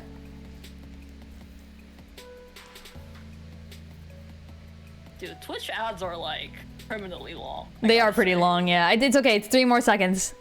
3, 2, yeah, okay. Shock and horror. This actually, fun fact, Spirit Tracks Zelda is canonically scared of rats. So... Oh, you're right! Oh it my works! Wait, yeah, that's like a thing in the game, right? That's a thing in the game, yeah. They did that specifically so that you would have to do an escort quest with her, but I still find it funny, so... Yeah, this is correct. Yeah, it's perfect. This is perfect, yeah. I love it.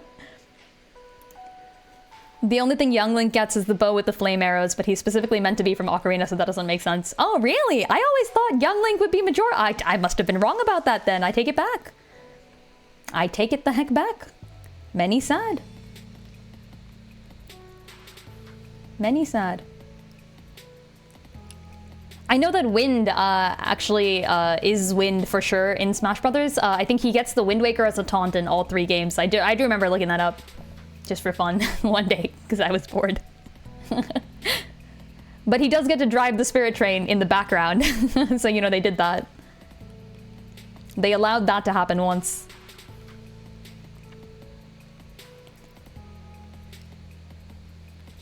Does Dawn have any weapons? Is she a healer? Dawn is actually, she cannot heal, but she does have a skill.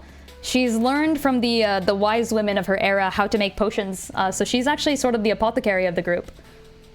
If we're thinking Octopath classes, she would be apothecary. There is a Zelda who has healing abilities. It is Fable. Fable is the group healer.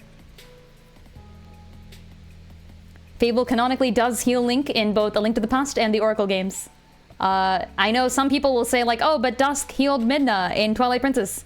I do not think that is true. I think Dusk used the Triforce of Wisdom and gave it to Midna, and that cured her. I don't think she has any innate healing abilities, unfortunately.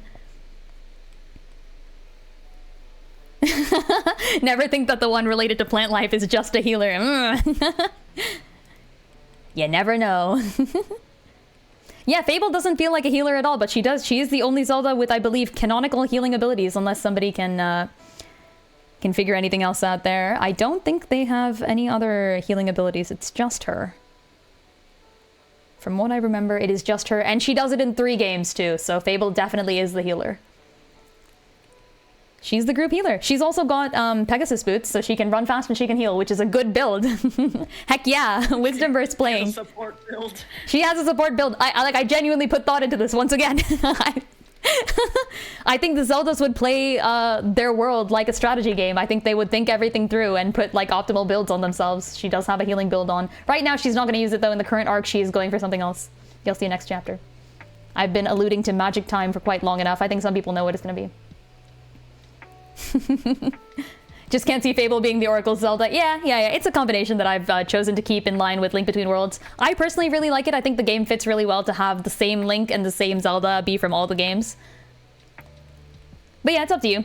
You can decide whatever you want, honestly. I'm not here to gatekeep the fandom. Like, my version of Fable, or my Fable from Wisdomverse is from all 4 games. But yeah, you can do what you want. That's okay.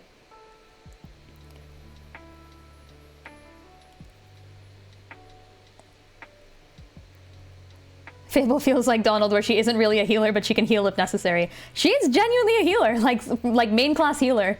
She just hasn't, like, she doesn't have the personality that you would associate with a cleric. She's you could think of her as like a Fire Emblem Sage, I guess, where like she has staff usage and she has like different anima magics. That's probably the closest comparison. In terms of FE, she's like one of the FE7, FE6 stages. In Octopath, she would be the cleric. Have notes with your headcanon too? Heck yeah!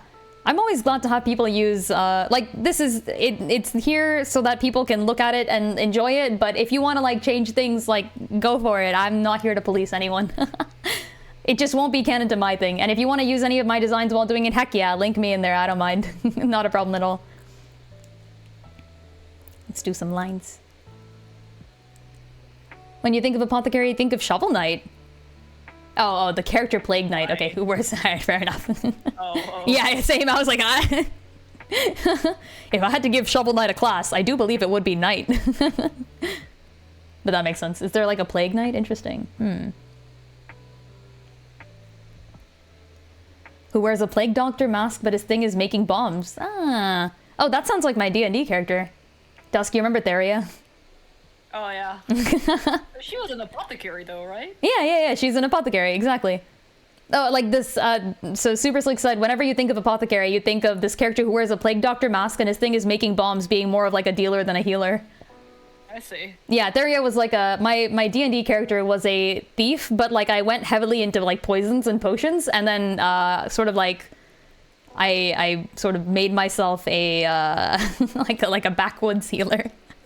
like a tax evading doctor from the streets.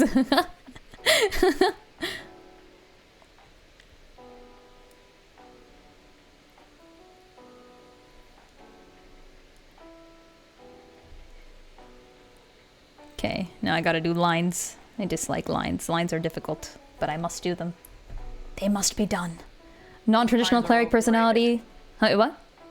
Lines are overrated. Oh yeah, true. You don't draw with lines. Ah, I wish I had your skill, but I do not. I need the lines. It's not about skill, it's about the laziness. That might also be it. Non-traditional cleric personality, like Final Fantasy... I always have to do the math. 14? 14 healers, where their best heal is to nuke the enemy faster, then remind the tank that the only HP that matters is the last one. I love that. So good. Oh shit, okay, actually, you know, you've given me a good idea. Okay, so you know, the best way to describe Fable's like healing type is the healers from FE 15, Fire Emblem 15, where healers can heal you, but they do so at the cost of their own HP, and they collect HP by killing people. So, so you have these like kill to heal. Yeah, pretty much. You have these like kindly clerics, like priests of the gods and stuff, who are just walking around destroying enemies and gaining points like HP by doing so, and then they like expend the HP to heal. I like non-traditional healers like that. I think I think it's fun. Yeah. Fable like has a lot of magical potential. She can do some rather destructive things. Specifically, she does have access to Din's Fire, because Smash. So she can do fire things more easily than other elemental things, for example. But she is canonically a healer. She has the healing abilities and the Pegasus boots, so she can gotta go fast her way through the battlefield if she needs to. That's so epi echoes. Yeah, it is. Oh, thanks, Marionette. I didn't catch that. Yes, Selene, if you pick a color, then your text will show up on the screen. For anyone who's watching this on YouTube and is like, who is this Selene character? Like, they're a ghost.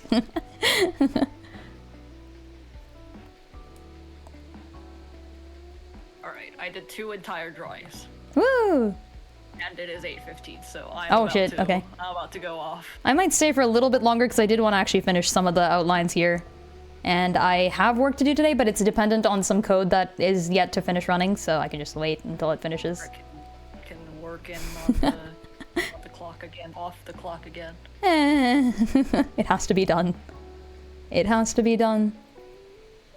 Yeah, this is for those of you who are on my stream. This is what happens when I do lines. That's not true. This is what happens when I try to do stuff fast. Well, not really. I don't know. Lineless is fast for me now, so... Yeah, I think you're genuinely quite skilled at lineless now. You always were, to be honest.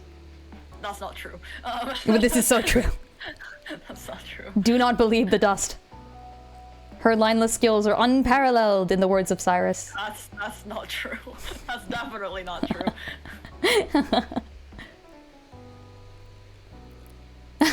D&D clerics are tanks, though. Fable is not a tank. If you hit Fable, she will die. D&D clerics surprised the shit out of me. As like a Fire Emblem player, I came to D&D and I'm like, oh, you're supposed to get the clerics hit? Clerics can go on the front lines? What the frick? Why?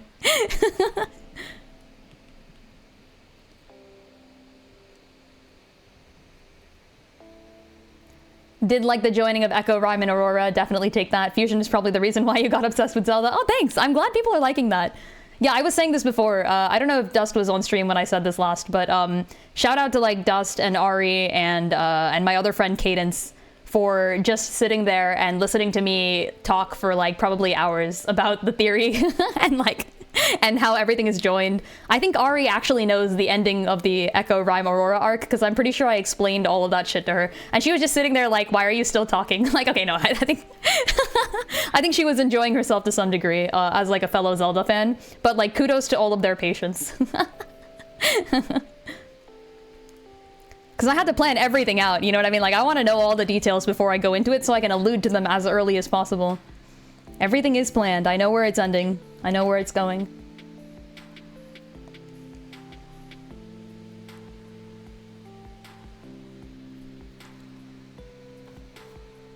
I'm gonna go off and maybe get some food. Get some food. I actually made the prudent decision of eating my dinner on time before stream today. I did one thing. I don't know how. I never get home in time to eat dinner before like that's streams true. or D&D or whatever. I think it's because you live further from your work, right? Like I used to, and then now I've lived closer. It's like a 25-minute drive. Oh, yeah, that's not. I guess that's the same for me. Never mind. Yeah. I don't know. I just leave earlier, I guess. I just freaking ditch. I'm like, all right, I'm out. I guess it's because I also do work after a little bit. Yeah, exactly. Yeah. And then I think you tend to. Usually. Yeah. That makes sense. Because, you know, software versus hardware. Yep. Such is the way. Well, that's all from me today. I'm going to dump all the viewers onto Lynn and then be away. All right. Come hang out with me. And for people who haven't checked out Dust, go check out Dust. Hold on, we'll do like a little shout out thing. Shout out. Dust _ rabbit. There. Rabbit. Go check out Dust Rabbit. She does the stuff. Rabbit with a D. She does the stuff. FSA Ganon is the one who fought the Hero of Men. Yeah, we can accept that. Did the Hero of Men even fight a Ganon? Hero of Men, by the way, refers to the Link that showed up before Four Swords the first time. But since we're combining Minish Cap, Four Swords, and Four Swords Adventures, this is the Link before any of those games. Or before Minish Cap, yeah. The original is the Link before Minish Cap, there we go. Who is FSA Ganon? He's just a guy. I'm okay with this. I'm okay with any of the interpretations of that, actually. I don't think it's too relevant at the moment, so I haven't really decided it. But yeah, like FSA Ganon is either the Link from the Twilight Princess timeline who has somehow time traveled into the past, or he is a different Ganon, which is also valid. Tears of the Kingdom has its own Ganon. I am actually also saying that Cadence of Hyrule, Echoes of Wisdom, sort of, but not really, and Adventure of Link have a different Ganon. Because the original Ganon died back then. I think it's pretty clear in Echoes of Wisdom that Ganon isn't around anymore. So it makes sense that Legend succeeded after 3 tries at killing the Ganon, finally. He got wrecked. The Ganon is gone. They did it. And there was a great age of peace. But then the Ganon came back, and thus began the Great Decline. I feel like that makes sense. I'm okay with people thinking it's also the same. It's not really plot relevant. I'm okay with either version there. Thank you for the raid, Dust. Wow. Welcome, people from Dust Stream. Oh, boy. Bye. I'm gonna be on my way now. Bye. All right. I'll see you. Bye. Do you consider Hilda a Zelda? Oh, that's another fun question. I actually don't. I think, so this comic is titled Wisdomverse and or Wielders of Wisdom for the Zelda version specifically. Hilda is a princess of power, in my opinion, and Ravio is a hero of wisdom. So I do not consider her a Zelda. She doesn't wield wisdom.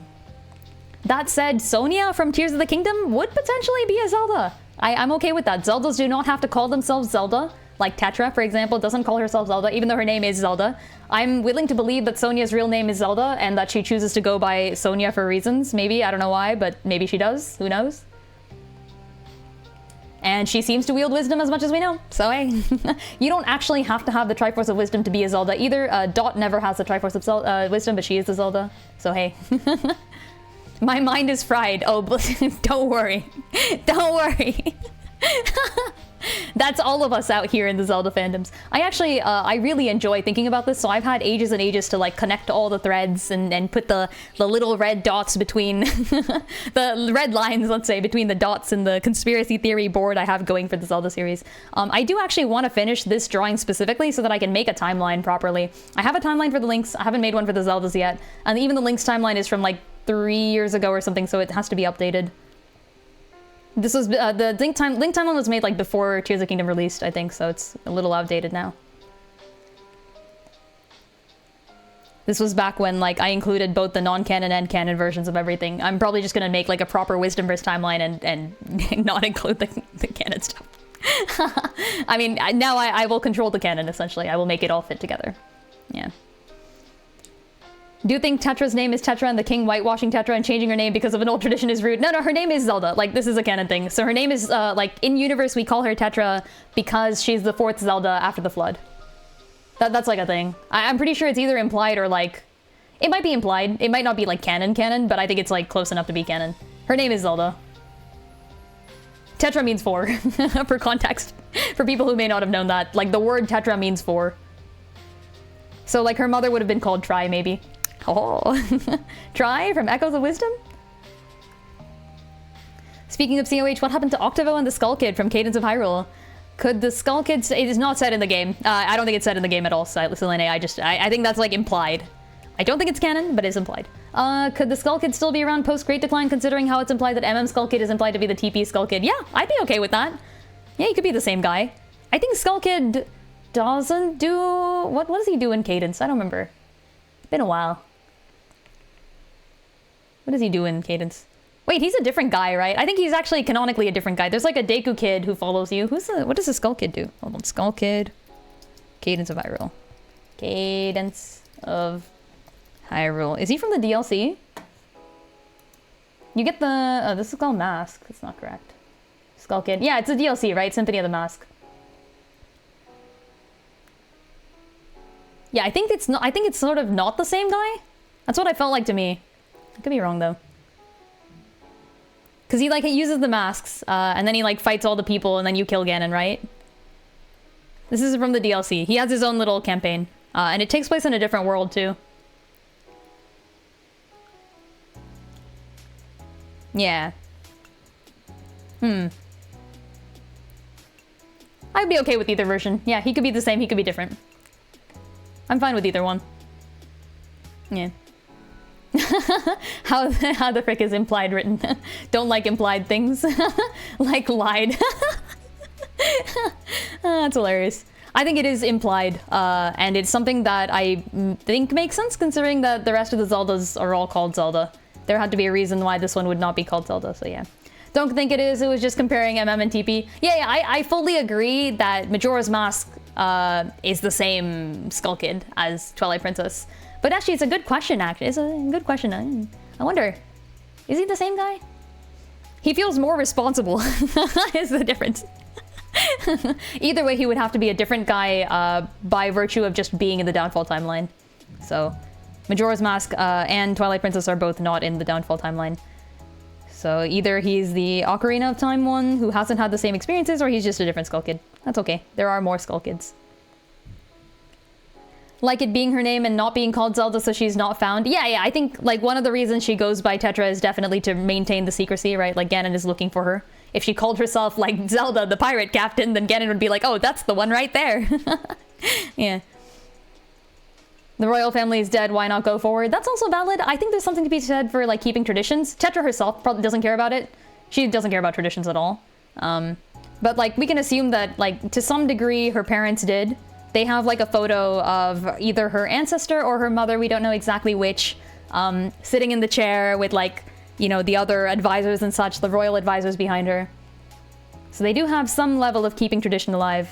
Yeah, I don't know if she was like born Zelda at birth or not, but either way she does go by Tetra entirely and does not like to be called Zelda. I agree with that.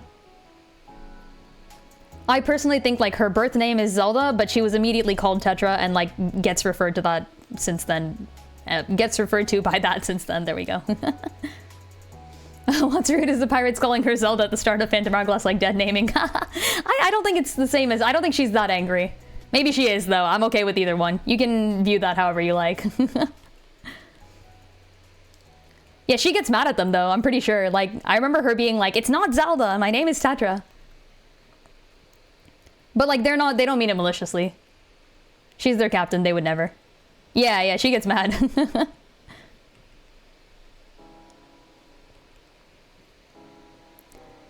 Also, good question. What happened to Octavo? I don't know. I actually don't know. Cadence went back to her world, and to call her back again, you would need to, I don't know, do some stuff. Probably go visit the the Triforce Heroes Palace to call Cadence. She's a hero from another world.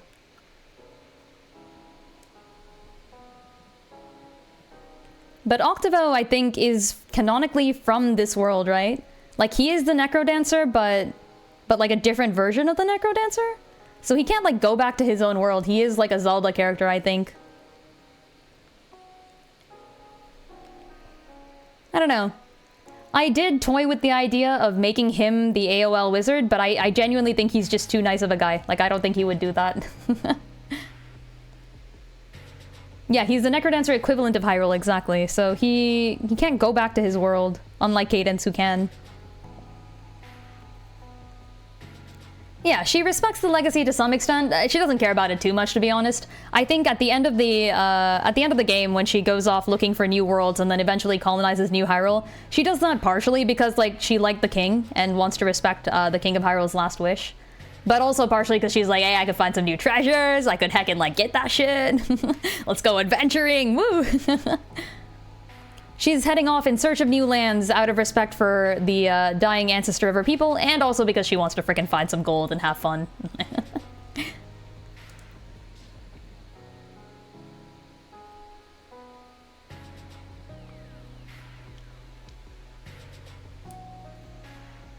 He makes the dead dance. I guess that is what he does, yeah.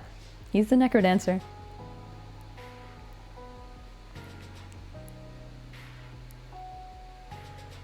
I haven't played the original Cadence game, Crypt of the Necrodancer, so I don't know. Maybe he does, maybe he doesn't. Don't understand why he established a kingdom like the old one instead of a new kind, but meh. I mean, is trains not new enough for you, Selene? We want more than trains. I guess she could have called it something different, but then that would have been a little strange, I guess. I think a part of it was out of respect for the king. I specifically do think King Daphnis, No Hands in Hyrule, the king from Wind Waker, I think he was like a good guy. And I think both Tetra and Wind, despite him making a few mistakes, I think both of them respected him and miss him when he's gone. Oh, he curses Cadence's entire family? Ah, rip. Oof. We want a gun for Tetra. Here's another idea for a comic that I haven't drawn yet. That's in my list of ideas to draw for comics. I have so many of them. You know the go do a crime meme? I'm just like, Artemis is like from POV Artemis, and she's giving Tetra the gun from Hyrule Warriors. I have so many. Y'all don't know how many ideas I have. Yeah, exactly. Where's the Link stabbing emote? We need that, but with gun. Here, wait, I have it, don't I? Yeah, here's my Link stabbing emote. Yeah! Stab! Link stab for the win.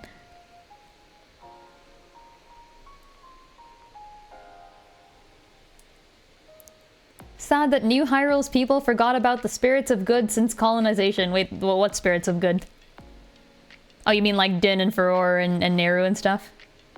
I mean, to be fair, they get forgotten in various different games and series across the timeline. It ain't just the Spirit Tracks world. Also, they worship the local gods, right? Like, the Locomos get worshipped. Sort of. I guess they're like sages, but you know. Oh, the spirits of good that trap Miletus. Oh, the people haven't forgotten them. They're in the legends. You get told about them. Anjean remembers. Anjean remembers all things. She knows the truth, and the truth knows her. Also, heck yeah, science.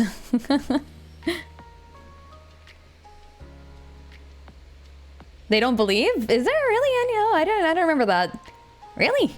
Was there evidence of like the citizens of New Hyrule not caring about the Locomo spirits or something? I thought they either just like don't know, or they're like, oh, okay, yeah, sure, like why not? I didn't think there was any like active anti-Locomo spirit type thing. Someone asked Lynx if he knows who made the tracks, and if you say the gods, the man laughs at you. Oh, really? That's funny. I forgot that. That's great.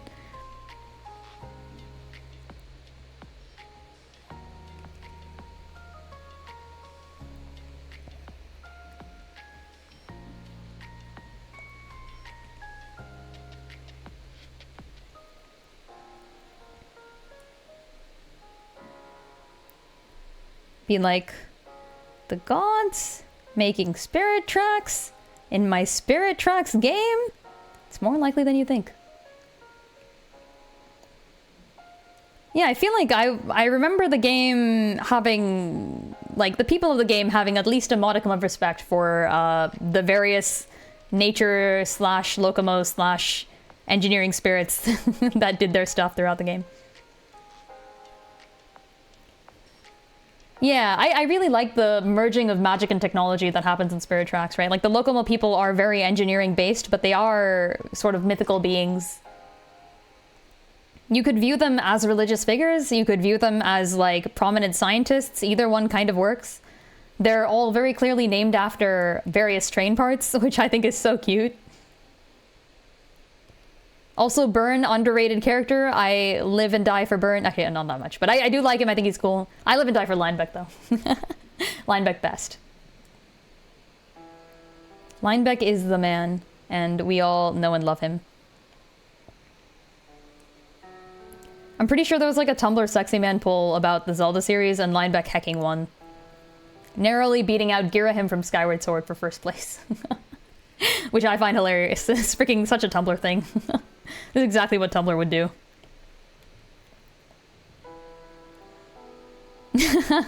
Yes, we invented the train. A thing that transports you through the chains that retract the devil. Yeah. Take this train into the dark realm and fight the demonic beasts that the original spirits silenced away. Now, that is what's going on. That is definitely what's going on. There is a lot of that in Zelda, and I have to admit I like most of it. I think it's all very well done. Skyward Sword does the same thing. Also, of course, Tears of the Kingdom. Well, okay, less Tears of the Kingdom, more Breath of the Wild, but Breath of the Wild does this. I love Spirit Tracks so much. Yeah, so do I. We need more Spirit Tracks representation.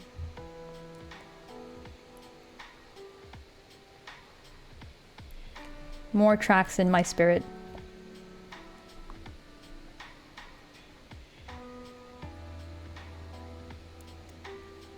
You love the Gerudo Desert. Oh, you like the theory that the Gerudo Desert is the Lanayru Desert? Yeah, I agree with that.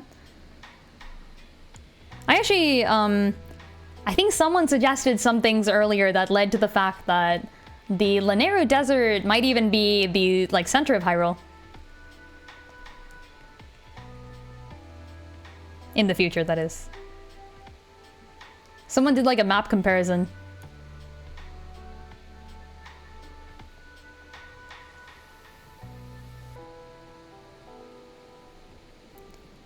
I'm a fan of the theory that Groose is the ancestor of all the Gerudo people, just because I think it's funny.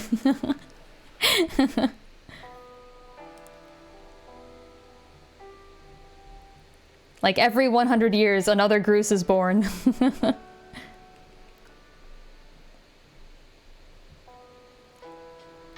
I'm obviously not the person who thought of that first, but I remember one of the things I read earlier with it, saying that they called the land Groose's domain, and then that got shortened to Gerudo.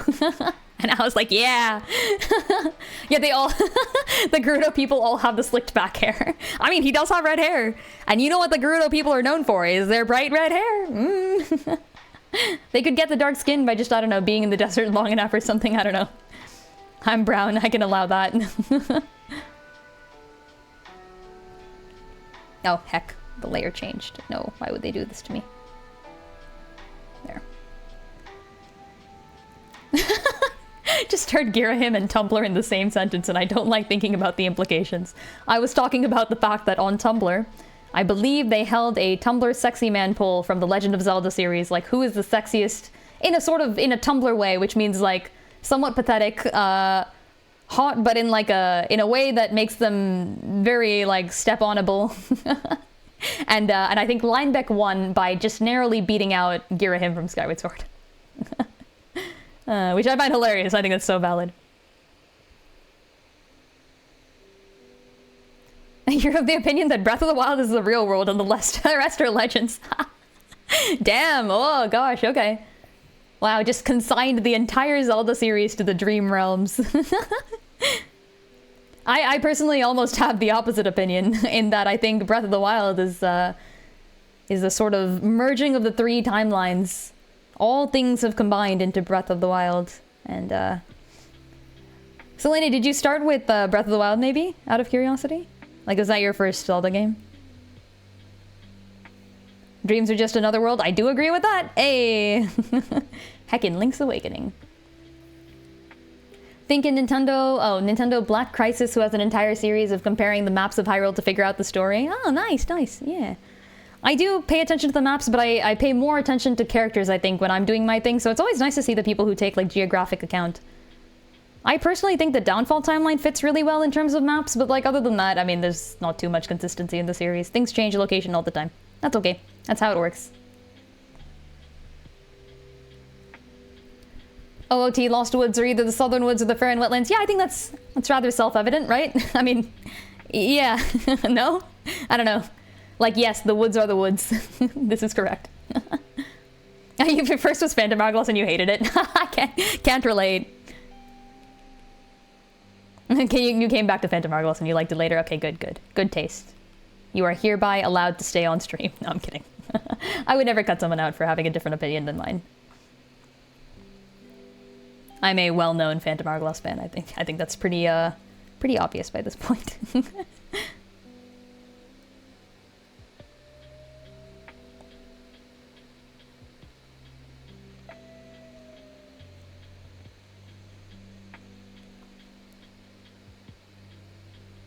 Oh yeah, there is a time limit, that's true. That's a good point. Yeah, it's actually, now that I think about it, what did I say? My favorites were Majora's Mask, Phantom Hourglass, and Echoes of Wisdom. There's no time limit in Echoes of Wisdom, except for in the boss refights, which I don't think is like... I mean, I don't think that's too different. But there is a time limit in, like, a major role in both Phantom Hourglass and in Majora's Mask. Ever since the original days, I have been time limited by games.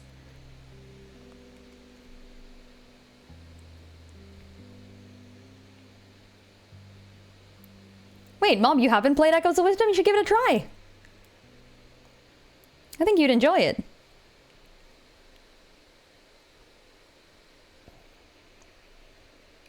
Breath of the Wild was your first one proper? Had played Wind Waker, okay, many years before, but didn't get far yet, valid. Dragonverse isn't too bad. I think that's like a third of the way through the game. Maybe not.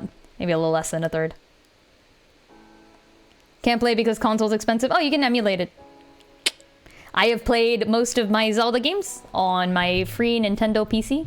I guess if you have access to a computer, that would work. I don't know if you have access to a computer. You could be watching this on your phone. But actually, Mob, yeah, if you... I don't know if this is there on the App Store where you're from either, but you can also check out Delta Emulator, and you can download a lot of games on there. So if you have like an iPhone or an iPad, I think, or any other type of like phone device... emulate the Switch? Okay, there's a bunch of Switch emulators out there. What are the good ones now? Oh, did they take them all down? What happened to Yuzu and all that? Was Yuzu still there? Is Yuzu still there? Yuzu, Switch emulator. Yeah, it looks like Yuzu's still chilling, so if you want to download that one, it's pretty good. I would recommend. Any of those could probably run Echoes of Wisdom. I'd say Echoes isn't too intensive of a game. Yes, you can also Dolphin emulate. You can play anything up to Skyward Sword. I did emulate Skyward Sword, so it's possible. I played it over emulator. I did have a Wii Remote though, so I did have to get a Wii Remote. That's a little difficult. I was fortunate enough to have friends that just had like entire consoles and they were like, oh hey, yeah, I'm not using this anymore, Lynn, you can have it. And I was like, ah, okay, thank you. Oh, you had frame drops with EOW. Okay, never mind then. Oof. I guess I feel like I didn't experience that on my Switch, and my Switch is the original one, so it's not like I have any like powerful Switch or anything. But maybe not, I don't know. Y'all watched my stream, I don't know, were there drops? Is that my internet or was that the Switch? I guess we'll find out later.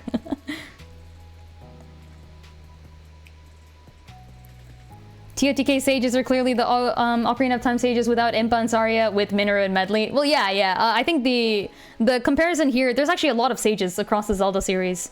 Someone asked me, actually, I really liked this post. Someone asked me ages ago. I can find this under Lynn Thinks or Lynn Responds. Hold on. I'm gonna hecking find this shit because it was good.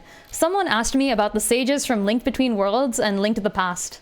And whether or not they're the same in Wisdomverse. And I hadn't considered it before, because, you know, because they should be. If Fable is the same Fable, then yes, they have to be the same, right? But I wrote out, like, a whole theory for it. I gotta find that shit. Hold on, I'm scrolling. I'm hecking scrolling. Whee! Ah, I found it. Okay. Here. It was Zero Rock. Okay, Zero Rock asked this question. I do not know who they are, but they asked this question and it was really good. Yeah, if anyone wants to see the full Sage comparison post between A Link to the Past and A Link Between Worlds, here, I can post a link here. I can post a link. There, here it is.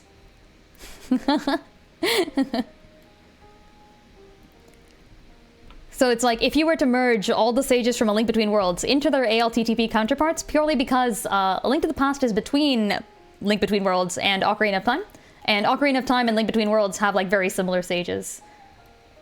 Like, very similar. Like, not the similarity between Tears and Ocarina, like, it's much more similar than that, because this was, like, a direct comparison. TOTK is clearly SSTMC? Minish Cap? Okay, wait, what about Tears is like Minish Cap? I guess I see the others. I definitely see the Skyward Sword. Ocarina, sure. But Minish Cap? I'm kind of curious. Why Minish Cap?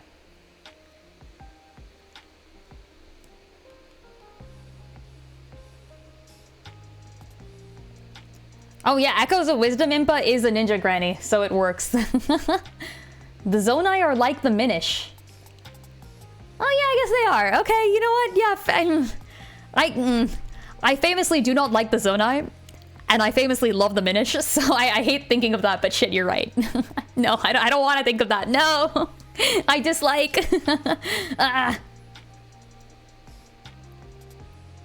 Descending with the Secret Stones. Yeah, they're both like craftspeople, I think is what you're referring to here, right? Craftspeople from another world. Or I guess in the Zonai's case, they're from the sky. I think the Zonai are supposed to be like the Skyward Sword people who made the things and the machines and stuff. I feel like that's the intention of it, but I don't know. I don't like the execution I think it's a good concept. I think all the concept is good. The game was very fun. The execution of the Zonai, in my opinion, left something to be wanted.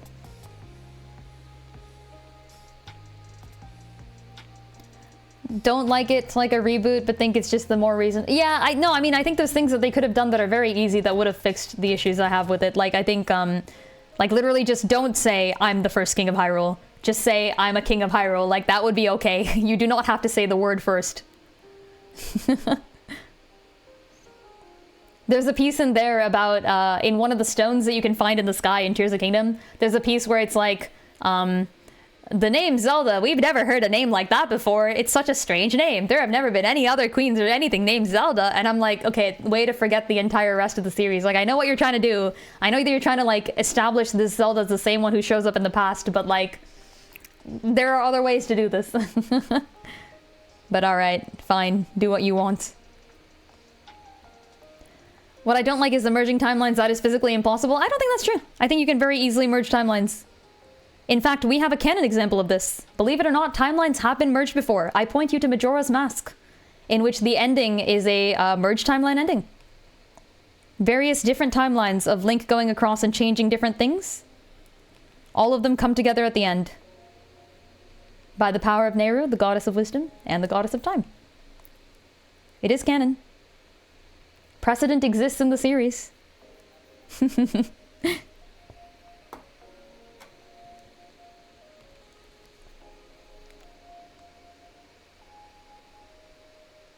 Whee! There we go. Goddess of Time isn't Hylia. Yeah, surprisingly, I think Nehru is more associated with time. Hylia is a really new goddess. She originally gets introduced in Skyward Sword, which was like not that long ago.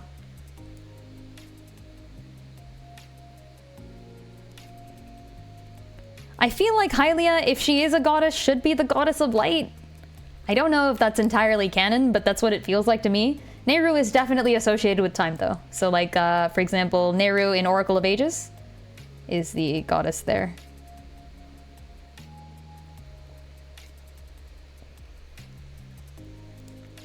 Or I guess Oracle, in the case of oracles. Don't feel like Majora's Mask is the same. It is canonically the same, but yeah, you can definitely, like, it's got different vibes. I can agree with that. I think it is an example of a previous instance in the Zelda series where we've had merged timelines, so I'm willing to accept the merged timeline theory. Look, time travel, like, if we follow all of canon, we're gonna find inconsistencies. I've talked about this before, but the Zelda series, okay, so I can give a whole ass lecture on this shit, okay? The Zelda series follows all three timeline mechanics. Like, there are different mechanics of time travel. You've seen them across various types of fiction, actually. So, like, if you think about Back to the Future, that's one type, where, like, if you go in the past, you can change things. There's a second type that's like Harry Potter, which is if you go in the past, you go to the past, you change things, and those things have already been changed. So, like, nothing has actually changed. And then there's a third type, which is like Dragon Ball, where if you go into the past, you create a new timeline. And in that new timeline, whatever changes you have made exists, but you can also access the old timeline. All the events in the old timeline still exist, and things are changing there. So in the Zelda series, Oracle of Ages follows the Back to the Future version, in which you can go back and change things, and characters can even, some characters will have to wrestle with the fact that if they go back and change things, they may cease to exist. Ralph confronts this in Oracle of Ages. If you're thinking stable time loop, we've got lots of examples of that all across the series. You could say Tears of the Kingdom is one, where, like, events happen, and then you can see the results of those events in the same thing.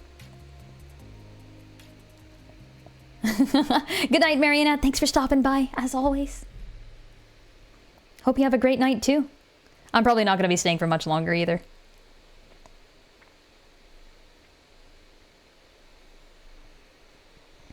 And then with the timelines bit, well, we've seen Ocarina of Time's whole dual timeline theory combination thing. That's the one there. In Breath of the Wild, which things are true from which timelines? I think it's more of like a, over time, everything gets pulled together into the same world thing. So, like, certain things can merge and certain things don't have to. I personally do include Hyrule Warriors in my version of canon. And you can see how, like, things from various parts of the timelines all come together over there. So yeah, I'm okay with that. Like, I think the world has changed enough. Things change locations, people change their meanings and definitions. And then all of that kind of gets, like, shuffled together in a Hyrule Warriors type situation. Or in Hyrule Warriors itself, which is where I kind of put the timeline merging happening in the first place.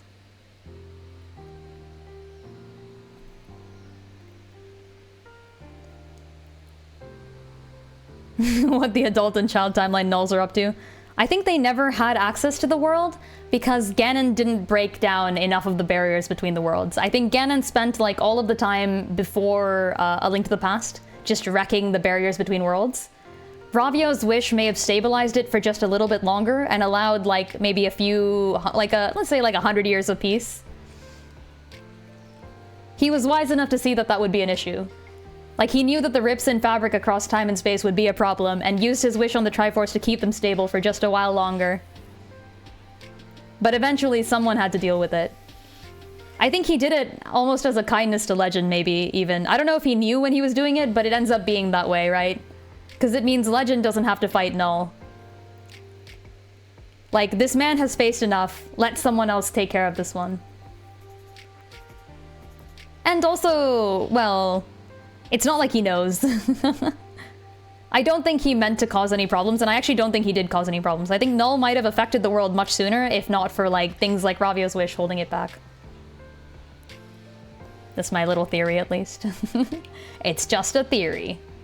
A Wisdomverse theory.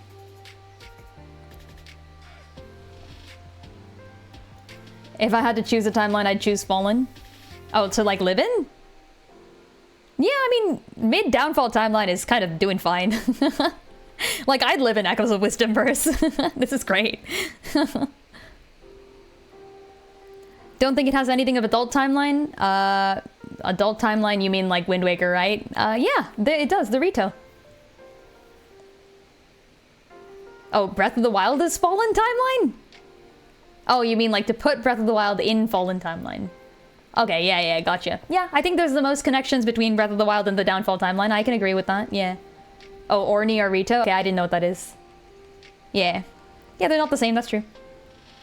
They do reference Medley, though. Because, you know, the Sage thing is called Meadow.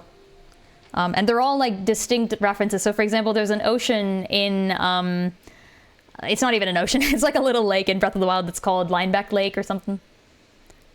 There's a similar reference for Mikau and Lulu, I believe.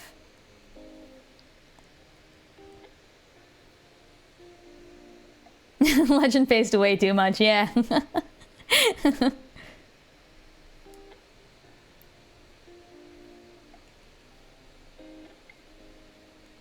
Yeah, I think if Ravio knew what he was doing when he made the wish, then he did it for Legend. He would. He's Ravio. He cares. Names from all the franchises, but that could be because of the Legends. Yeah. I mean, you can see it however way you want, right? Like, the whole point of Breath of the Wild is that they were like, we're not going to tell you where this is in the timeline. Woo, it's just its own thing. Yay. I like to put it at the end, but you can always put it somewhere else. There's not going to be any canon evidence for anything. That said, there are items in Tears of the Kingdom that come from the heroes as well. And they reference all the timelines, so you do get, like, the Wind Waker boomerang. Once again, you can say, like, oh, it could just be, like, another wind. Like, yeah, you could say that, but it is the Wind Waker boomerang, you know? So, yeah.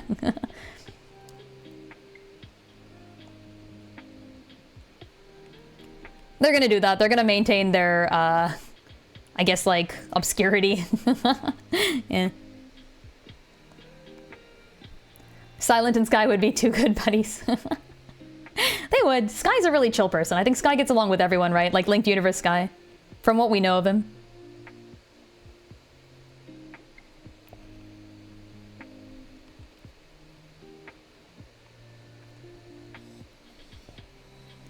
What do you think about Downfall timeline? Think it's the original timeline and the decision there made Link win in Ocarina of Time? I actually think in the Downfall timeline, at the beginning of the Downfall timeline, the Master Sword chose Time and then immediately sent him to fight Ganon, and Time lost.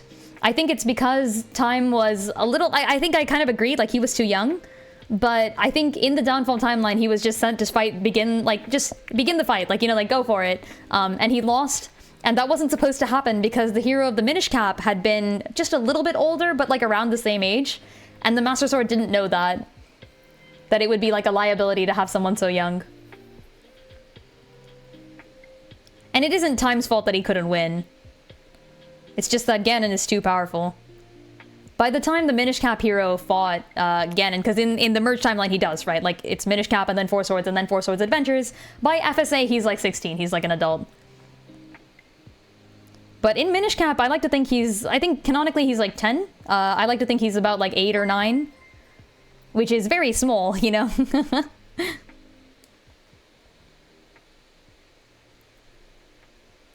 Hey, it's Mesa! Yo! Welcome people from Mesa stream. How's it going? How's it going? We're about to leave, actually. We're gonna leave very shortly. You've come for a small raid. But welcome indeed, folks. I hope you're doing well.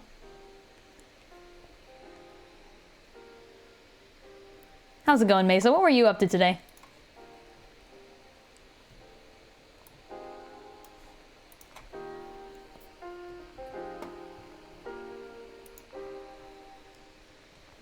I figured, but I can't raid you very often. That's true. I think Mesa usually streams after me.